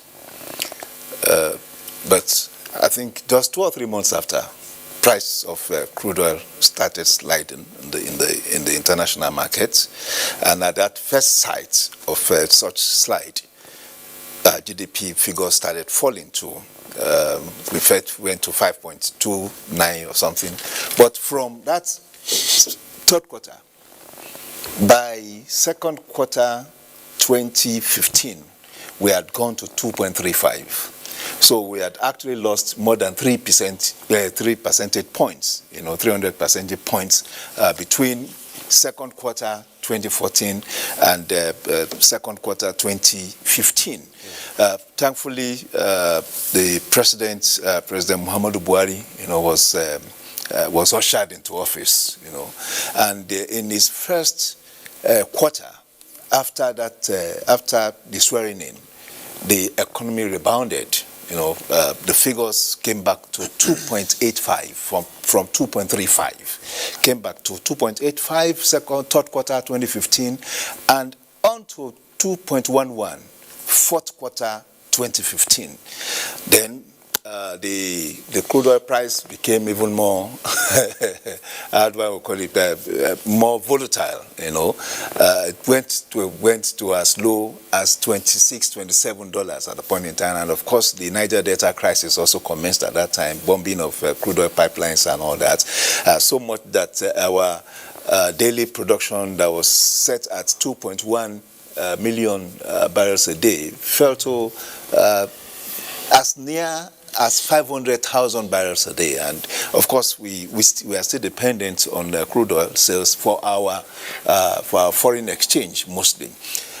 So by the first quarter, all these activities, especially in terms of the double whammy as we put it, crash in oil price, crash in production, started reflecting on our figures, and we did a 0.36 decline in first quarter 2016, and a critical decline, in second quarter 2016 to minus 2.06. Now, what that tells us, because I think there's also a need to compare what happened in 2016 recession, because that 0.36 in first quarter 2016 and minus 2.06 in the second quarter actually ushered us into the 2016 recession.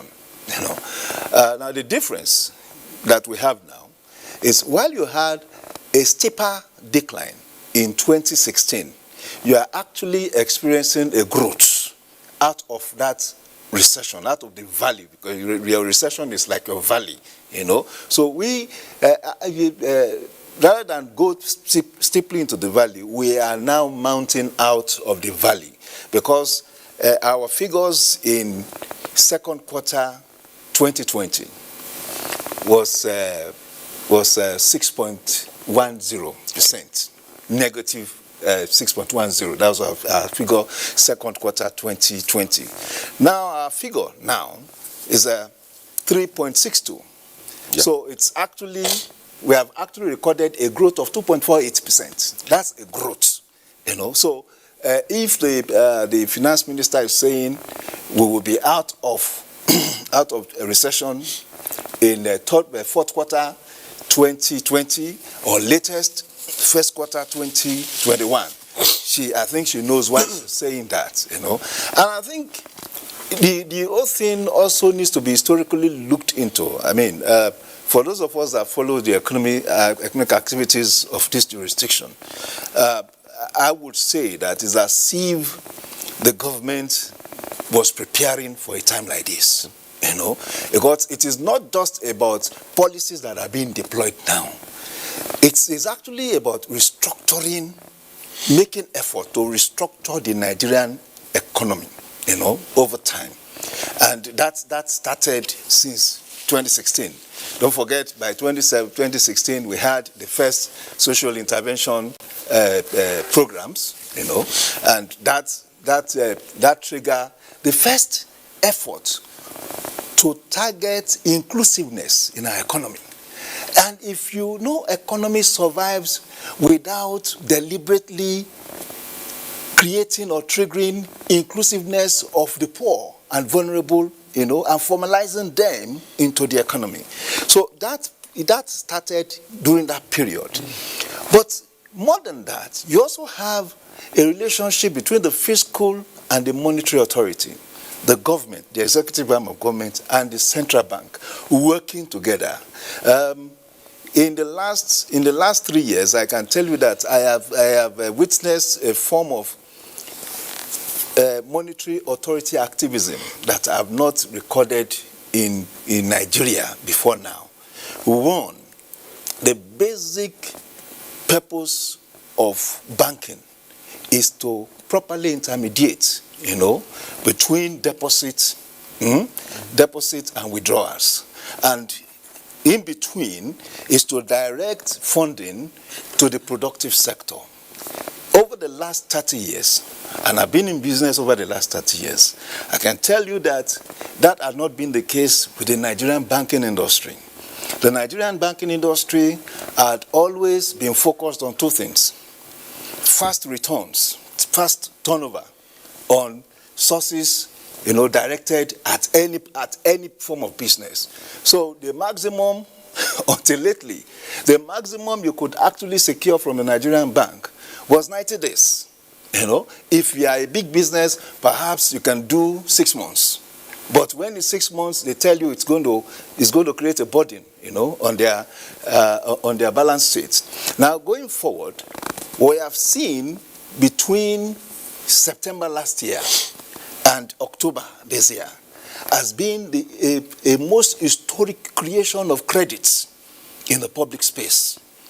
Because between those 10 to 12 months, the central bank was able to create up to 3.9 trillion new credits, not to the oil and gas sector that it will usually go to, or to the trading sector that it usually goes to, but directed at the banking, at the manufacturing sector, at the agricultural sector.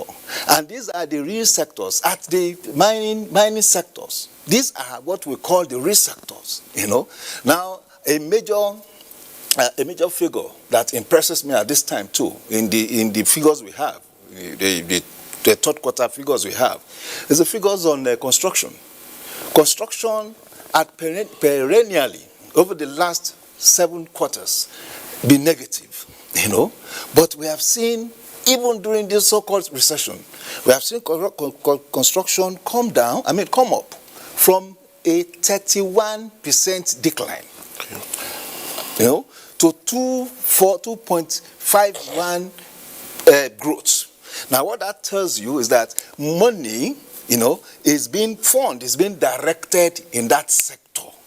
And as the figures increases, it also tells us that infrastructural facilities, the hardcore infrastructural facilities are being built. Those are the reflections, you know, of some of these figures. Okay. Are you good? No, if you want to, so there's still more to talk about. Said, I'm going to technical issues. We're already on the technical issues now. I want to look at it. Nigeria has reeled out a couple of issues, yeah, and you're come up with a lot of technical issues that really. But let's just oppose it. All these are geared, tailored towards reflating the economy, so that we don't further slide to what is called stagflation, right? Now, in all this, does it amount to a stability in terms of, in all, revenue generation to reflate the economy? Well, I think that's the question we'll be asking. Absolutely. There's no doubt. And that's why I think it's really important that we focus in on what it is that is going to benefit our people from the current actions of this administration. If you look at the proactive steps taken through not just the public health side of things, but through the economic impacts of the implementation of the economic sustainability plan, you look at even just what happened today. Perfect example with the rollout of the auto gas program. In effect, as part of the economic sustainability plan, we have the National Gas Expansion Program, NGEP. What it involves is essentially a real pivot from, the traditional focus on fuel, on oil, into gas, and how we can create both supply and demand networks that would ultimately employ the maximum amount of Nigerians and also reduce the burden on them in terms of cost of transportation, cost of logistics, cost of production. How are we doing that? With autogas, what you have now is a rollout of a program in which we are going to engage over 500,000 engineers over the next 90 days to essentially, we're going to train them for 90 days by under the Nigeria Content Management and Development Board and the Petroleum Trust and Development Fund, PTDF. We're going to train them for 90 days. They're going to man 50 conversion centers nationwide across all states of the Federation, in which we are going to be applying these conversion kits. 1 million of them, free of charge. Our people will not pay a kobo for these conversion kits. Whether you have a new car, whether you have a Tukumbo, whatever it is that you have, you'll be able to bring it to these conversion centers. We're going to be able to apply, put in place the conversion kits so that you'll be able to have your, you'll be able to receive autogas, you'll be able to hold autogas in your car. And then, of course, we are going to do 1 million of those conversions by the end of 2021. We are saying it openly so that our people can really key into this opportunity. Now, it's one thing to be able to convert vehicles into autogas compliance. It's another thing to be able to create the supply side networks needed to be able to meet the demand that will be there once they are converted. And what we've been able to do in that regard is to say, look, aside from putting together these, conversion plants, right, we're also making sure that we are working with our marginal field producers to ensure that these fields where the gas will emanate from, that they are optimizing all of the gas that we're flaring, for example. We're ensuring that the gas that's being flared is going to be diverted through the mechanisms that will support the compression of natural gas that obviously creates the compressed natural gas, CNG, that is the autogas. Now, with autogas, it's extremely important for us to note that you have essentially half of the emissions in terms of the carbon footprint. And you're also talking about essentially a 50% cut on the current price of petroleum motor spirit. So it's going to be a no-brainer for the environment and for the economic livelihoods of all of our people. Whether you're poor, whether you're middle, whether you're wealthy, everybody is going to be impacted. And ultimately, when you are able to cut the cost of fuel, of energy by 50% through the use of gas, not only are you creating an entire new ecosystem for employment in the gas development and distribution sector, but you're also ensuring that the movement of food products, the movement of all these other products across all sectors of the economy calm down, and obviously that's going to free up more liquidity and capital to ensure that our people are able to spend more money and, of course, be able to promote the operations of businesses in such a way that they can expand their employment roles. That is just one measure in the autogas program that was rolled out today. I want to just quickly mention, in addition to that, that we also have, aside from CNG autogas program, the liquefied petroleum gas program, which is really focused in on cooking cylinders. We know in this country we have millions and millions of our people in the rural communities across this country using kerosene, which is terrible for the environment, and of course for many families in the rural communities is not necessarily the most cost-effective way of going about consuming energy. So what we are doing is we are going to train 10 entrepreneurs in every local government area of the Federation to be able to manufacture cooking cylinders and other accessories. You're talking of, cooking stoves, burners, etc. So that once they have gone through the training, 10 in every local government, you're now going to have we're going to now attach them to foundries where they will be able to, produce these cooking cylinders and accessories, and ultimately train and employ others to be able to create a widespread across all local government areas of the Federation production of these cooking cylinders, so that they will be accessible not just to the ministers and governors and wealthy people, but to those, our vulnerable citizens in the rural communities. Okay. And we're very excited about the multiplying economic effect that is going to have in this country. Okay. One of the worries by experts is that if price is stabilized, a lot will happen. But I'm told one of our guests, and indeed the Minister of State, Budget and National Planning, is joining us via Zoom in Abuja, Cletus Agba. Good to see you on Tuesday Live tonight.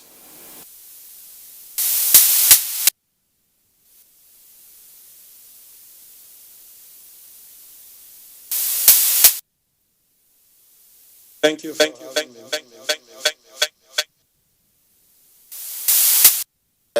A couple of steps have been taken by the government to reflate the economy from recession.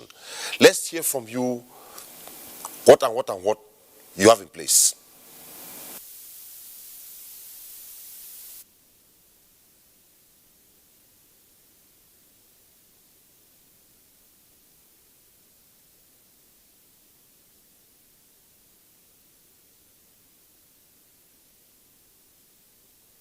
Again, I'm not hearing you. It's not audible here.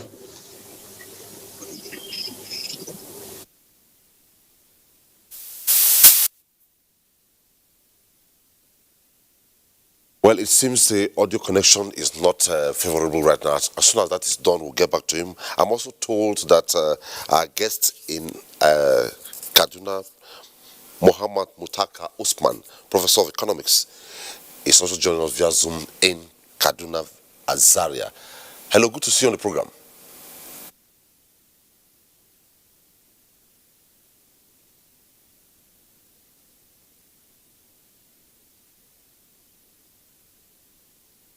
Now, the question I want to put up, one of the worry is if prices in all what government is producing, the senior president has reeled out, you have reeled out technical issues. If all this, the price stability is zero, nothing will work. Oh, well, the price stability, or rather pricing, is a manifestation of economic activities, supply side of the economy and the demand side of the economy. Now, it's natural. If you are coming out of a pandemic like this, that one, the economies were shut down. It means that production had reduced. If production reduces, it translates to mean that supplies, that is what you have produced, would also have fallen.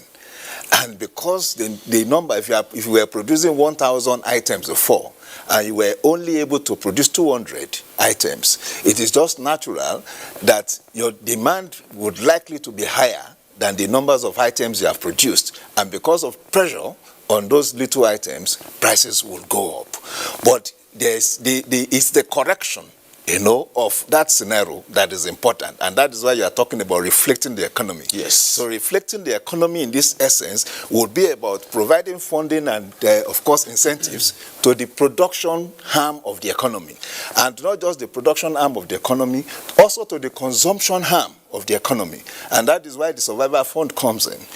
Companies that could not that could not even pay salaries of their employees are now provided a sum between 30,000 and 50,000 every month for the next 3 months, so that they don't lay off.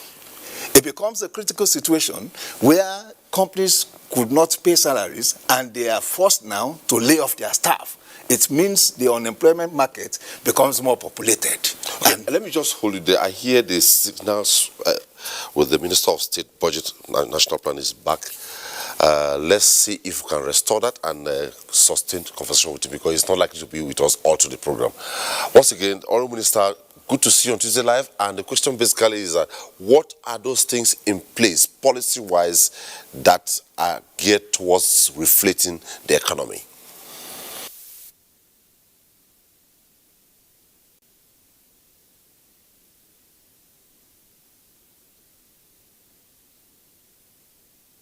Very much. I believe you can hear me now.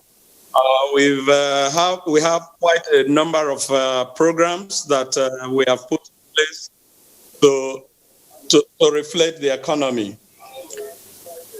First and foremost, we have had to grant support to all the states in the federation just to ensure that they have enough funding to continue to run the states.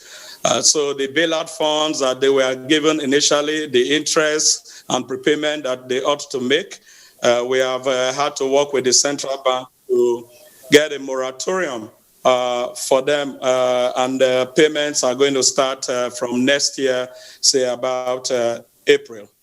In the area of Agric, we're very much concerned about food availability for our people. And what we have done in this area is to create a fund of about 500 billion to be able to support Agric. First and foremost is to protect the post-harvest losses. Currently, during production, it is estimated that about 50 to 60% of what is produced is lost during harvest, and inability to get this to the market. So we are constructing about 377 rural roads across the country in agro corridors just to be able to evacuate food that is produced to get them to the market. And this will also encourage agro value chains around these sectors. There is also a buyback guarantee for farm products that we have set up, just as much as we have that same fund for MSMEs. The SSA had spoken about the 75 survivor fund for MSMEs, but in total we have about 462 billion set out to support micro, small, and medium enterprises. Whilst the initial 75 are grants, the rest of it are loans at 5% interest rates. We are also working on a mass housing strategy. We also have a mass rural electrification and solar power strategy. In this area, we are committing about 140 billion to provide solar power across the country. The SSA has spoken about the national gas expansion. This is another program within the sustainability plan, where private individuals who are interested could have access to about 90 billion that is available for them to use in this program. We have the public works program for the 774,000 jobs across the 774 local governments in the country. We are also spending a lot of money in the maintenance of roads across the country. About 190 road sections and bridges, for which about 60 billion is being deployed. You recall at the last FEC, some of these roads were approved. Those that get the limit of coming to the Federal Executive Council. Most others within the Ministerial Tenders Board have also been approved. Of course, there's the social intervention program, the conditional cash transfer, where Mr. President has also approved the addition of 1 million households to the 2.6 million that we currently have. The artisanal miners are also being encouraged, and there is a fund that has been put forward for them in this area. The Ministry of Water Resources also has a program around the public areas, markets, motor parks, to provide sanitation, that's water, soap, and all the disinfectants. And this is also to help in terms of hygiene and also reflate the economy. Generally, the whole idea is to put money into the economy. Why did we get into this recession? For the first time in the last 14 quarters, we had a huge contraction in the oil sector, a contraction of about minus 13.8%. If you look at the other sectors, you will see that year on year, there's a lot of progress that has been made, even though they are negative. And again, this is as a result of the shutdown that actually happened in the economy. Because when you talk about GDP, what is it? It's just the totality of the value of the goods and services. And once you had that shutdown, of course, nothing was being produced, nothing much was going on. So with the way and manner that the economy is now being reflected through the 2.3 trillion sustainability stimulus fund, and the policies and programs that we've also put with the Finance Bill 2020, we believe that by the end of the fourth quarter of this year, we should be exiting a recession. But I'd like Nigerians to know that this recession is not peculiar to only Nigeria. We have countries like Austria, Belgium, Canada, Denmark, Russia, Spain, UK, the US, Norway, Italy, Netherlands. They are all in a recession. And in our own case, the negative GDP growth that we have of about minus 3 is much, much better than the envisaged minus 6 that we were expecting at this time. Whereas countries like the US have minus 32.9, the UK minus 20.4, France, I believe, is about minus 13.8, Germany is minus 10.1, Israel minus 28.7, Japan is at minus 7.8, and South Africa, our brothers here, at minus 50. We are waiting for their third quarter results. So all in all, I think that Nigerians shouldn't despair. We would ensure that the necessary releases are made towards this program. 500 billion has been kept aside in the special fund to fund these programs. Whereas while the rest of the balance is coming from programs through the Central Bank of Nigeria. That perspective, let's quickly go to Professor Muhammad Mutaka Usman, who is joining us via Zoom from Zaria. Professor Mutaka, if you can see me or hear me clearly, from what has been reeled out by the Minister of State and the SSA and NIAC Institute, the investment analyst here, let's talk about participation. If in all this, the people who are meant to participate are not gingered, are not participating, what happens?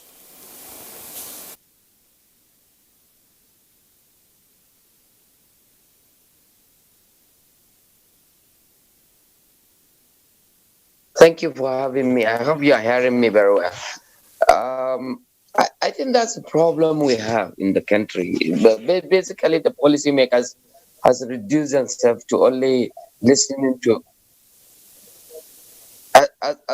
has only reduced themselves to the figures.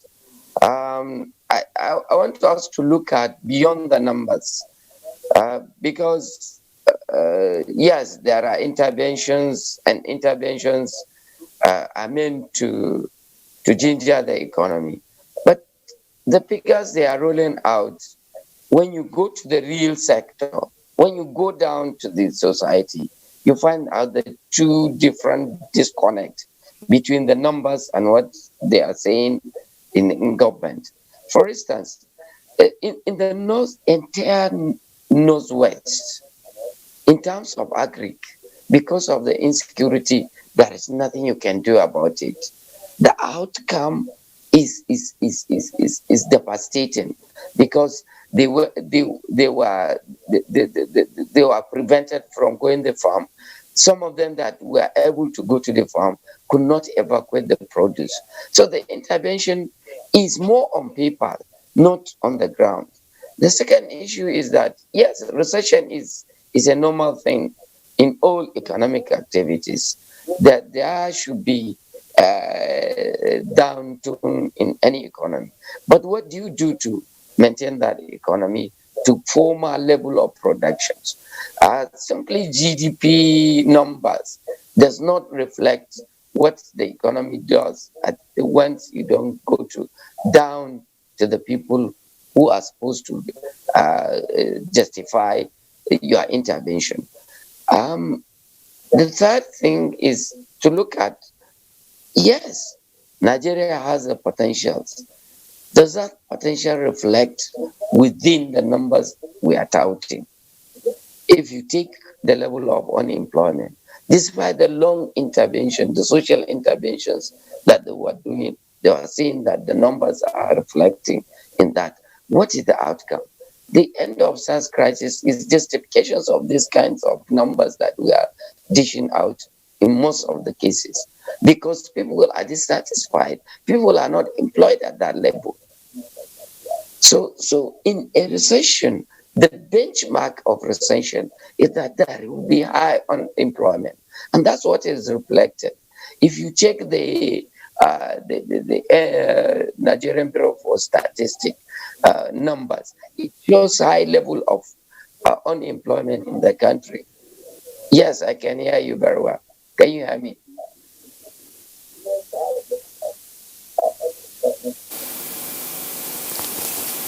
Go ahead, we are hearing you.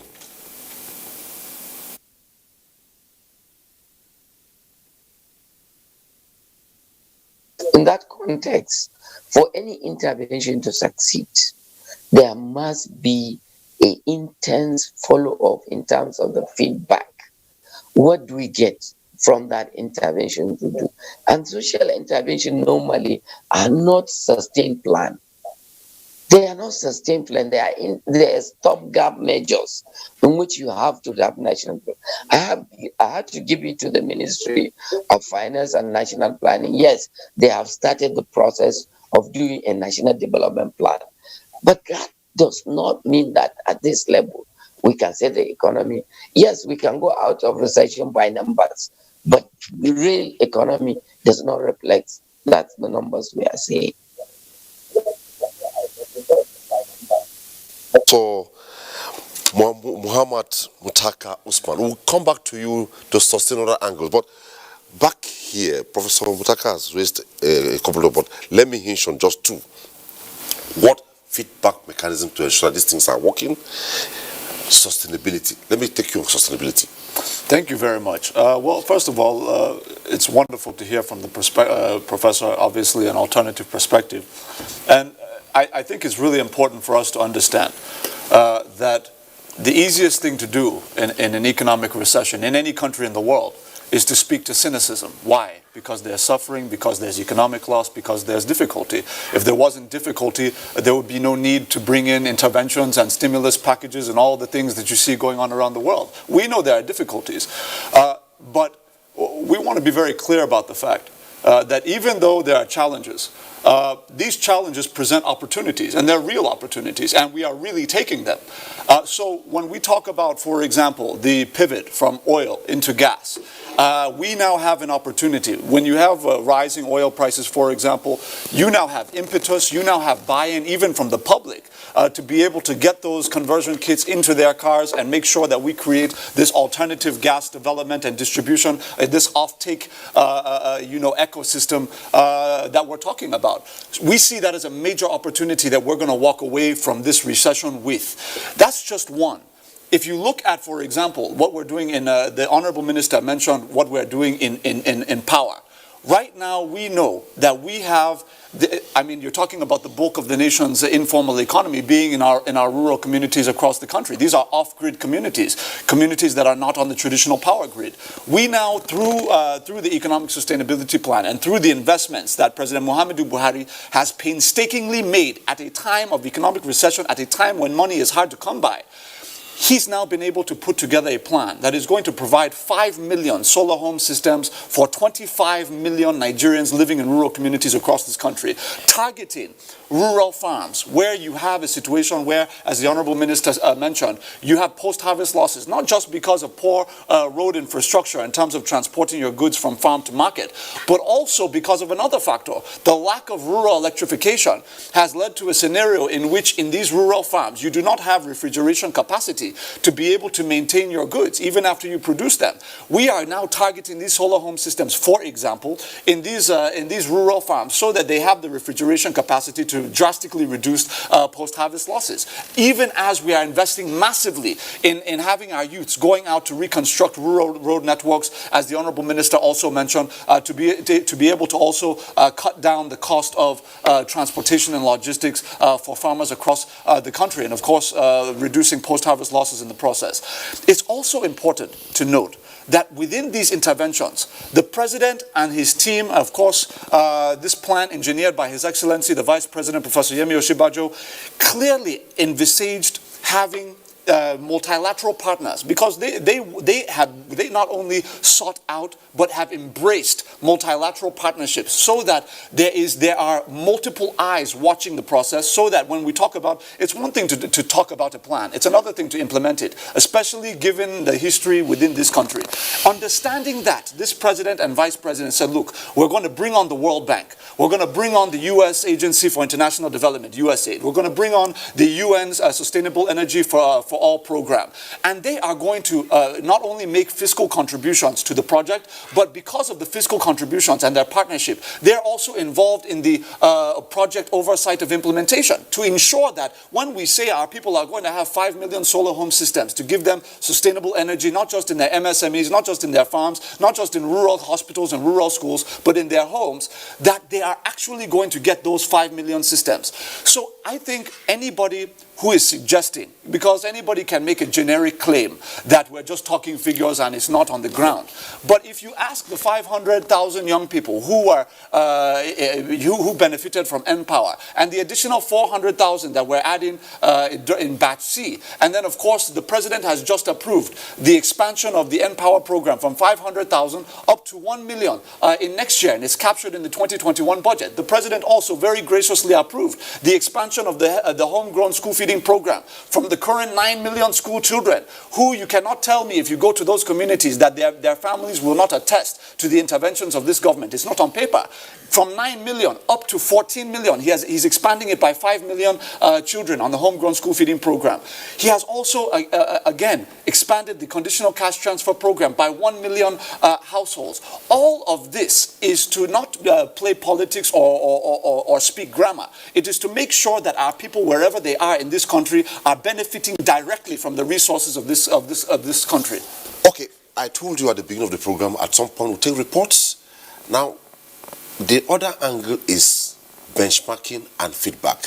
When we come back from taking reports from Lagos, Kaduna, Aba, Ni will react to benchmarking and feedback. Then we go back to the Honourable Minister for other perspectives and Professor Muhammad Mutaka. Let's take the first report tonight from Lagos. The last data released by the National Bureau of Statistics on the performance of the nation's gross domestic product for third quarter 2020 shows a negative 3.62% to reflect as the second contraction for the year under review. Economic managers, although, have envisaged a likely drop in economic activities due to the sharp reduction in global oil price and the economic lockdown as a result of the novel coronavirus disease. As a way to absorb the shock and keep the economy afloat in the face of recession, the federal government's sustainability plan, aimed at sustaining businesses and creating conducive environment, plays a major role, while the Central Bank of Nigeria, in its monetary policy meeting, reduced rates from 13.5% to 11.5% in order to help boost liquidity in the system. Right now, we need to support our small-scale businesses more than ever before, small and medium-scale businesses. According to the Central Bank Governor, more than 70% of these businesses have also already had drawdown on some of the monies and the packages Central Bank had put forward. The COVID-19, which had a major impact on our foreign exchange earnings, it had a major impact on our revenue. Thus, financial difficulty caused by the global pandemic. Economic watchers have expressed optimism on the nation's quick exit from recession, going by the developmental economic policies initiated by the government. And as a result of these efforts and measures that were put in place, we saw a moderation in negative output to about 3.6%. And this is the reason the central bank, even the monetary and fiscal authorities, are saying that we are cautiously optimistic that Nigeria may exit the recession, but during the fourth quarter, if we continue to push our interventions, particularly to the households and small and medium enterprises who actually consider a major fulcrum to development of our economy. Our next stop is the report from Kaduna. Can be categorized into four: micro, small, medium, and large, depending on their turnover, financial capacity, workforce, as well as service delivery. The small-scale enterprise is the dominant and biggest, as studies show that 70 to 80% of the populace depends on such businesses for survival. Ibrahim Umar, a 32-year-old trader, says the business has been in the family, but today it has died a slow death. Foreign companies like Chinese, they come to this shop and beg us to collect their stock. We are collecting drinks from them without giving them money until we sell and we give them the money back, unlike now. Some of the traders say the year has been full of trials. The business is not moving like before, because before actually early in the morning like this, I would have popped like this full glass like 4 times in the morning. But now actually I just popped 2. Experts say 3 to 4 out of small enterprises die every year in Nigeria, and 9 out of 10 are discouraged from establishing their dream industries. They need support, they need intervention, they need assistance, both from the government and most especially financial institutions. Professor Abdullah Abubakar says these small-scale businesses help stabilize the economy. For any economy to grow, for any economy to have stability, you need the presence of these businesses that serve as the buffer in between. Therefore, they are so important to the economy that they cannot be ignored. Entrepreneurs are change agents in the economy. By exploring new ways of doing things and serving new markets, they move the economy forward. From Kaduna, we proceed to Abia State. Of Abia State is private sector driven, with industrialists, artisans and traders who drive the economy currently gnashing their teeth. They are weighed down by high inflationary trend, increase in rates of foreign exchange, epileptic power supply and deplorable road network. Other impediments include unstable foreign exchange and import duties, which are said to have increased by over 100%, with effects on the masses. We're not finding things easy. Nothing is really moving. Not getting materials or getting wares from outside these countries is a very difficult thing. The rate of duties has gone high by up to 400%. The things things you usually buy at a lower price is now higher. And what happens once you now finish your production, you calculate your expenditure and add it on top of what is being produced and then get your selling price and to make a little profit out of it. Experts say increased local productions in agriculture and sustainable economic plans and policies are required to buoy up the economy. It's something that requires a whole lot of activities, a whole lot of policies from government, and then productive efforts from individuals too. You have to look at the fiscal policies, you have to look at the economic policies, you have to look at the integration of these into the main budgetary process. With proper implementation of government economic policies targeted at youth employment and empowerment through skills acquisition and current efforts to promote agriculture, Nigeria may well exit this recession earlier than expected. Those were reports sustaining the conversation, and quickly we take a break. When we come back, the program continues. A scorecard like no other.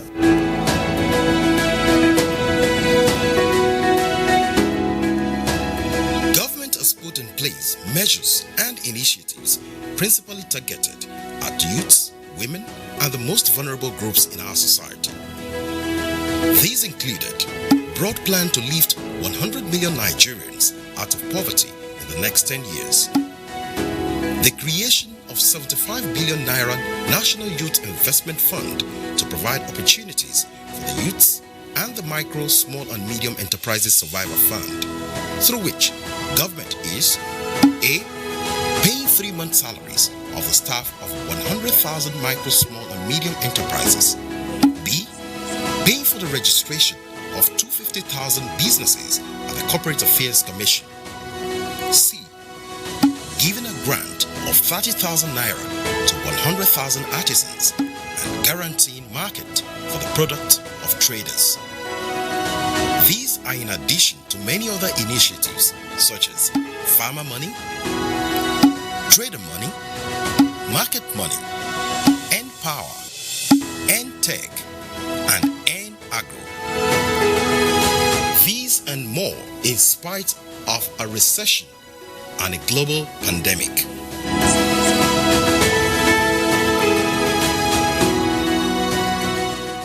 Kaduna Polytechnic is 100 years.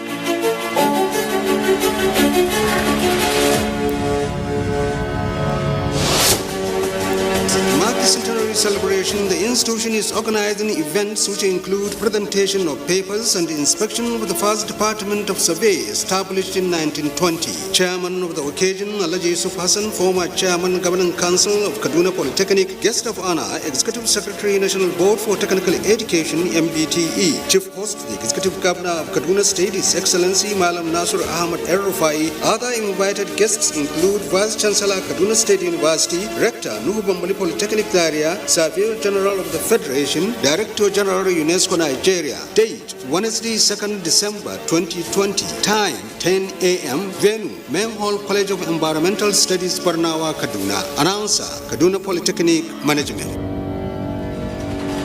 Nigerian youths are about the greatest assets the country has at the moment. It is therefore not surprising that the administration of President Muhammadu Buhari is strategically responding to the yearnings of the youth through multiple projects and programs. Youth entrepreneurship support years by Bank of Industry, the Youth Investment Fund by the CBN, and several other conditional cash transfer programs. Recruitment of 774,000 social workers, majority of whom are youths, and so many other projects that are beneficial to youths directly or indirectly. If the administration can do all this, definitely with a degree of patience and time, it can achieve more. Nigerian youths must come together to say no to terrorism, no to vandalism, and no to all disruptive tendencies. Hashtag Youth for Greater Nigeria. Pacifying the youths, unifying the nation.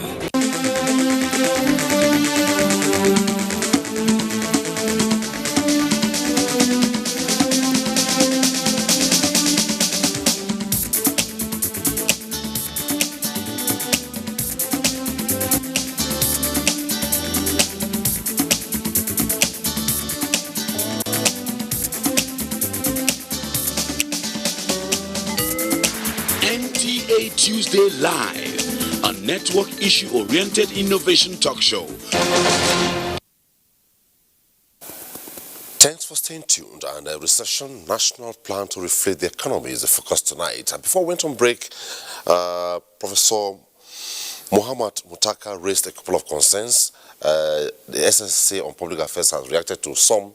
And the other one he raised has to do with the fact that figures are being touted around. But also he talked about the need to benchmark, and structure is a very potent feedback mechanism. Let me allow Need to react to that before we quickly go to the Minister of State. Thank you. I think if we are talking about benchmark, really, we are talking about figures. There's no way we can run away from it. And I don't want to agree really with the respected professor of economy, because for me, if we have to discuss either the economy or economics, we have to talk about figures, and we must have faith in the institution, that is responsible for the measurement, of all these indicators and all that. And I also try as much as possible to discourage cherry picking. I found reason, to engage some other individuals on matters, especially where figures are taken to suit purposes and debates. I think it's not an appropriate approach. The recession we are talking about is about figures. We got here because the National Bureau of Statistics had said these are the figures, that had brought us to this point, and the Prof himself talked about the figures of the NBS relating to unemployment figures. So if we can believe in unemployment figures, which are negative, I think we should also be able to believe in the recession figures that are showing that we are on the growth path. Now, I like to go back to the 2016 recession when this social intervention program, or programs, I fondly refer to it as a suite of programs, was introduced. In 2010, Nigeria's population of poor and vulnerable was stated at 112 million Nigerians by this same our NBS, By 2019, 9 years after, mainly driven by the activities and the impact of those social investment programs. The same NBS said we were at 82 million Nigerians. So which means in those 4 years, so much had been, those 3 years, so much had been done. It's still figures that we are talking about, well, in a jurisdiction that you still have 82 million poor, very poor. It's not as if it's a delightful prospect. You still have many poor people. So the target, and the president has said, is targeting moving out 100 million people. So until you have the last one person on that 100 million list, you cannot be comfortable, because you still have a poor person in the jurisdiction. So the feedback will still be, you still have to do more. So if we have 82 million, we have reduced from 112 million to 82 million. So the government will still be admonished to do more, so as to reduce from this 82, for instance, perhaps in the next 3 years to 50. Even at that 50 million, it's still not enough. The feedback to government will still be do more. That's my position on that. And even beyond the NBS figures, the World Bank itself, that is responsible for poverty head count, historically and globally, had also come out to say that by 2018, its own figures, that we had poverty rate had gone down, our population of poor people had come down to 79 million. These are figures that are declining figures, as it were. So to that extent, it is showing impact, on the population and the people. Now, so if we're talking about policies, we should also look at it from a two-way perspective. There's a social intervention that I say that's mostly from the fiscal perspective, and you also have the monetary intervention. If, for instance, the central bank had not, of course, directed banks to adopt had not granted regulatory forbearances for the banks, we will have more businesses closing down now. But regulatory forbearances had to do with banks. Please, because of the peculiar nature of what we have now, can you restructure the loans secured through you by these businesses? You know, and of course, even allow them moratorium. The CBN itself allowed 1 year moratorium on interventions and loans they had given out to Nigerian manufacturers and farmers, you know. Okay, go to quickly before we go to the minister. Yeah, just to double down very quickly. You know, I think it's really important to note that when I can't speak for any other administration, I can only speak for the administration of President Muhammadu Buhari.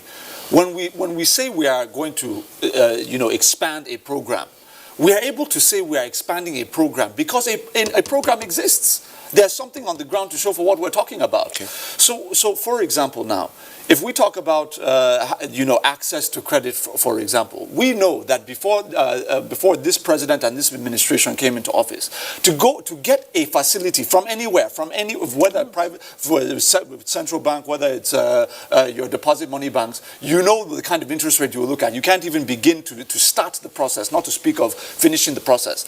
It is this administration that has made available low-interest credit facilities to millions of farmers in this country. Is it not the Rice Farmers Association and many other farming associations that came out and admitted openly that it's this administration that created 12 million jobs in the agricultural sector alone over the last 5 years? Is that on paper, or are we not seeing that in the substitution of what used to be billions of dollars every single year in food imports that we are now able to substitute with local production? Our food bill has gone down, which is why we have been able to most effectively manage the conditions of the country during a recession, as against what happened in 2014. I think what happens is, in this country, there's a tendency to have short memory. We forget what happened yesterday. In 2014, we were coming off of international oil price of between $100 and $120 per barrel. Immediately, the oil price crashed. I think it was about September 2014. Immediately, we couldn't pay salaries. We couldn't pay salaries to our civil servants. We could not even fund our budget. I think the Ministry of Works, whole Ministry of Works across the country, had 14 billion naira in its budget during that cycle. My point is that if you look at what has happened now with an oil crash that was even worse than the one we suffered in 2014, that time it went down to about $28 per barrel. Under this COVID-induced crash, it went down to $12, where we were even losing money to produce, not to speak of making money on the oil. We were still, in those conditions, we were still able to pay salaries. You have not heard any worker in this country, in the federal civil service, saying that they were not paid their salary, that pensioners were not paid their pensions. You have not heard that. We've still been able to fund all of our major projects. All of our budgets are being funded to the tune of 50% budget implementation as of July, which is mid-year 2020. I think if we're being factual and we're dealing in fact and truth and not on emotions and sentiment, we have to acknowledge the difference between this administration and previous administrations, given the very difficult circumstances we're in. The president is still doing more than any administration that came before, even up to the 30 years dating from 1985 to 2015. I challenge anybody to compare the infrastructural development record of the previous 30 years from 1985 to 2015 to what has happened since 2015 to date, given even with the limited resources we've had available. Not to speak of social investment programs touching tens of millions of people that did not exist before 2015. So yes, there are problems in the country, no doubt about that. Nobody is sugarcoating that fact. But let's acknowledge that we have made unprecedented progress, and that even as we are not where we want to be, we are on the way there, and that is undeniable. Okay, thank you so much. Let's quickly go to the Minister of State's Budget and National Planning. I believe he's still on Zoom with us. Two issues, Honourable Minister. One of it is a tweet that came in, and I want to pass that to you. It asked a very simple question. It has been addressed, but just for emphasis, you just need to address it. It's coming from Kiari Bimi. It says, my question is, what caused Nigeria's recession, and how did we recover from the Great Recession? That's one. The other aspect of it is listening to commentaries and one of the reports there. One of the resource persons talked about the fact that this swing will affect revenues and global supplies. What plans are there besides MSMEs in the country? What plans are there for the mega private businesses? Are there any interventions for them?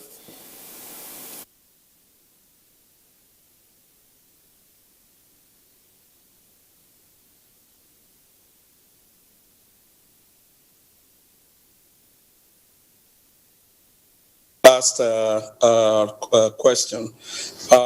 Mega businesses, yes, there are intervention funds. Like I said, under the Ministry of Industry, Trade and Investment, we have a program of about 462 billion that can be assessed by anybody in business. Even in the health sector, we have also special programs, about 126 billion in the health sector. Going back to Professor and the issue of numbers, I am glad that you spoke to that because while he was alluding to the fact that we are really not numbers, he was also defending his by using numbers. But I want to assure Prof that in Agric, for instance, in the Agric program, they've already done the biometrics of about 3.5 million farmers across the country. And like I said, there is about 562 billion that is available. Ngelele talked about 14 billion for Ministry of Works. I want to correct that. It wasn't 14 billion then, it was 13 billion. And what we had for 2020 is about 262 billion for Ministry of Works. Even with the fact that we have had a lot of revenue loss. Prof. Ugelele also mentioned that we have released about 50% as at July. I just want to give an update that as at end of September, we have made 80% releases of all capital expenditure. Again, going back to Prof, the sustainability plan is a stopgap plan. It's not, it's for 12 months, and the plan expires in July. I am glad you did mention that we have started work on the medium-term national development plan and also the Nigeria Agenda 2050. The first set of plan, the 2021 to 2025, is being rounded up, and we have about 26 technical working groups in the various thematic areas, looking at the various sectors. Coming back to the issue of the recession, say what caused the recession? Like we did say, there was COVID. It started first as a health crisis, but gradually became an economic crisis because economies all over the world were shut down. Nigeria's main source of foreign exchange is oil. And so there was a glut in the market. Demand fell, supply was there. Hence, we had to sell our crude at about $12 sometime in April. Of course, this resulted in about 67% drop in revenue. And with the various sectors shut down, there were no economic activities going on. Hence, technically, we'll say we're in a recession because once you have a negative GDP in 2 quarters, then we will say you are in a recession.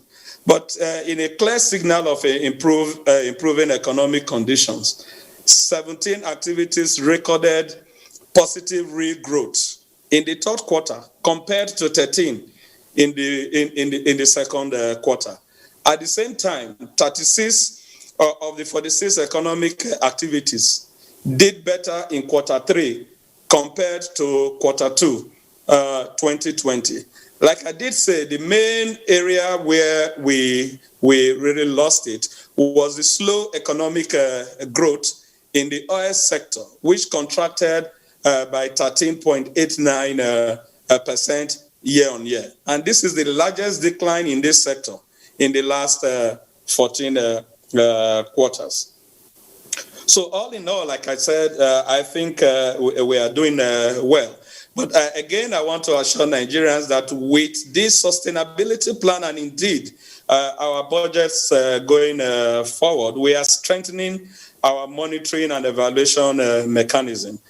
We signed to this to the World Bank and IMF for the sustainability plan, and we are currently working on a web app, which we are christening the IMAC web app.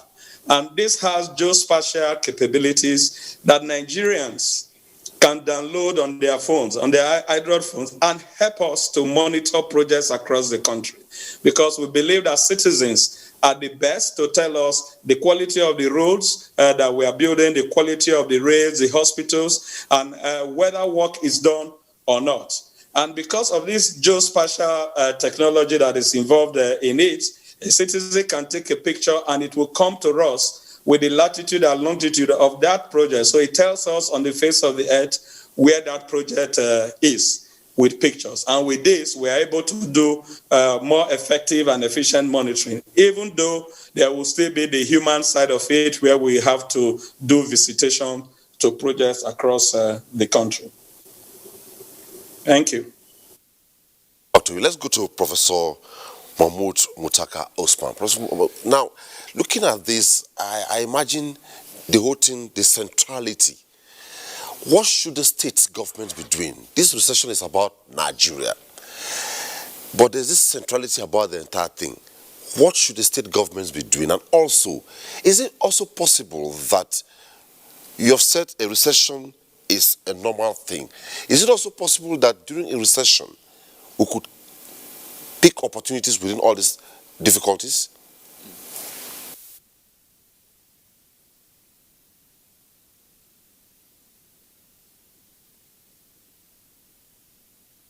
We can take, like we said, Nigeria is a federation. You see, this is the problems we have.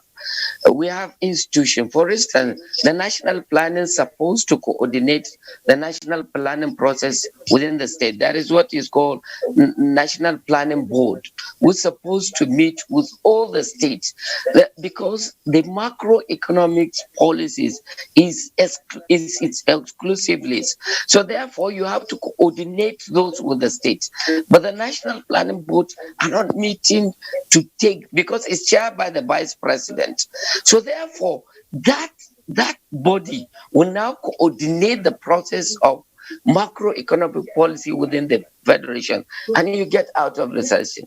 Yes, when we said numbers, we are working with numbers for economics. There is no economics that will not work with numbers. What we are saying is that, despite the fact that what you are saying about the numbers, does it tally with what we are aiming at? And the main issue, all those social intervention, the National Economic Sustainability Plan, are stopgap measures. What are the national goals? That's why I said I'm happy with what the Ministry of Budget and National Planning are doing, because they have now back to the planning process, which is a long-term plan to adjust, to evaluate your budget within that national plan so that you can backtrack and also get the feedback on the performance of the economy. But by just this palliative, we'll never take our economy to anywhere. But the fact is that, yes, we have to do the best we can do for our economy. How do we do the best for our economy? Is to coordinate all the activities of government. Because even the COVID-19, yes, there is COVID-19. It crashed the Does our expenditure reduce within that COVID-19? So we have to look at all those things together and then assess what the country is going on in terms of economics. And in recession, there are two things: high rate of interest rate, high level of unemployment. So how do you do it? High rate of interest rate. Yeah. Go ahead, Prof. We're listening to you.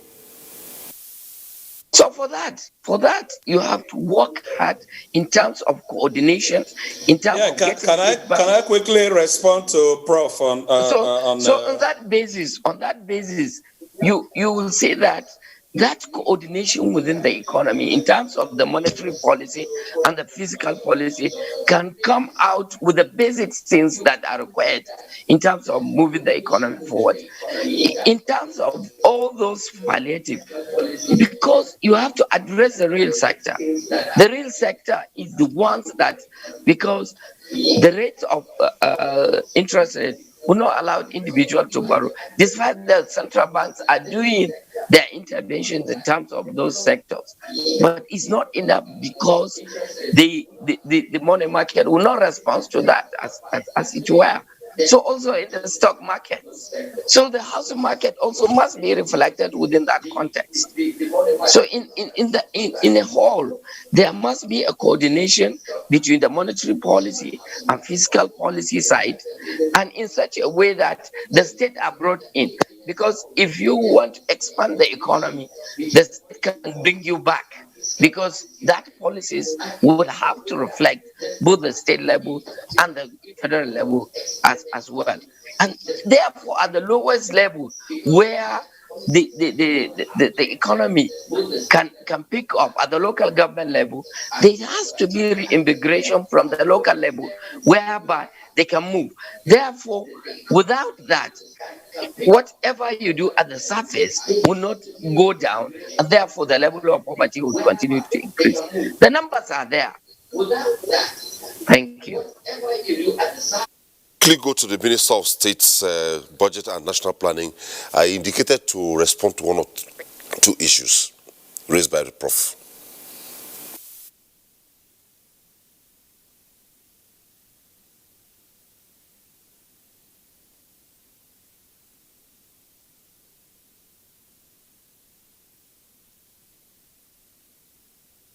Talked about coordination with the states, and then he talked about the Joint Planning Board. I want to let Prof know that we meet every month at the Joint Planning Board level with all the states. And even with the sustainability plan, we had these discussions at the Joint Planning Board.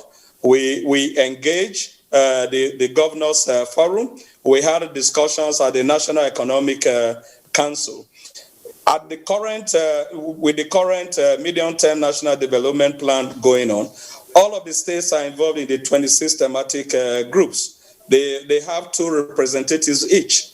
We have the ALGOM, that's the Association of Local Working Committee, so I know that. In the various technical working groups, because we know that there is no federation without the subnationals. And that is where the rubber meets the ground. And that is why they are involved in the process. So on a monthly basis, the Joint Planning Board meets with all the commissioners. And then on a monthly basis, we also meet at NEC.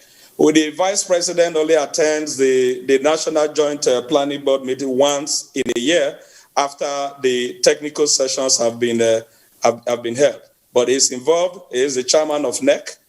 And tomorrow, again, we'll be briefing the Governors Forum on the work that we have done with the medium-term national development plan. So it's not true that we are not carrying the subnationals. In fact, with this planning that we are having, the government is just being an enabler. Like you see, Mr. President approved that the chairman of the steering committee is from the organized private sector. And if you look at the steering committee leading, you have the Manufacturers Association of Nigeria, you have NESG, Sweden, all the various diversities that we have in the country. We have ensured that we have carried everyone along. because we are not planning for one section of Nigerians, but for all of Nigerians. Quickly, we'll take a couple of reports. When we return, we'll be taking our conclusive thoughts on this issue. And the focus, once again, is recession, national plan to reflate the economy. We now take the report from Port Harcourt.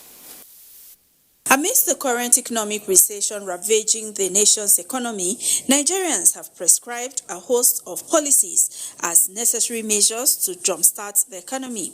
While citing the COVID-19 pandemic as a major factor responsible for the recession, stakeholders noted that there is need for the federal government to offer more tax cuts to promote investment, while also introducing measures to increase demand for goods and services. They opined that a shift in focus from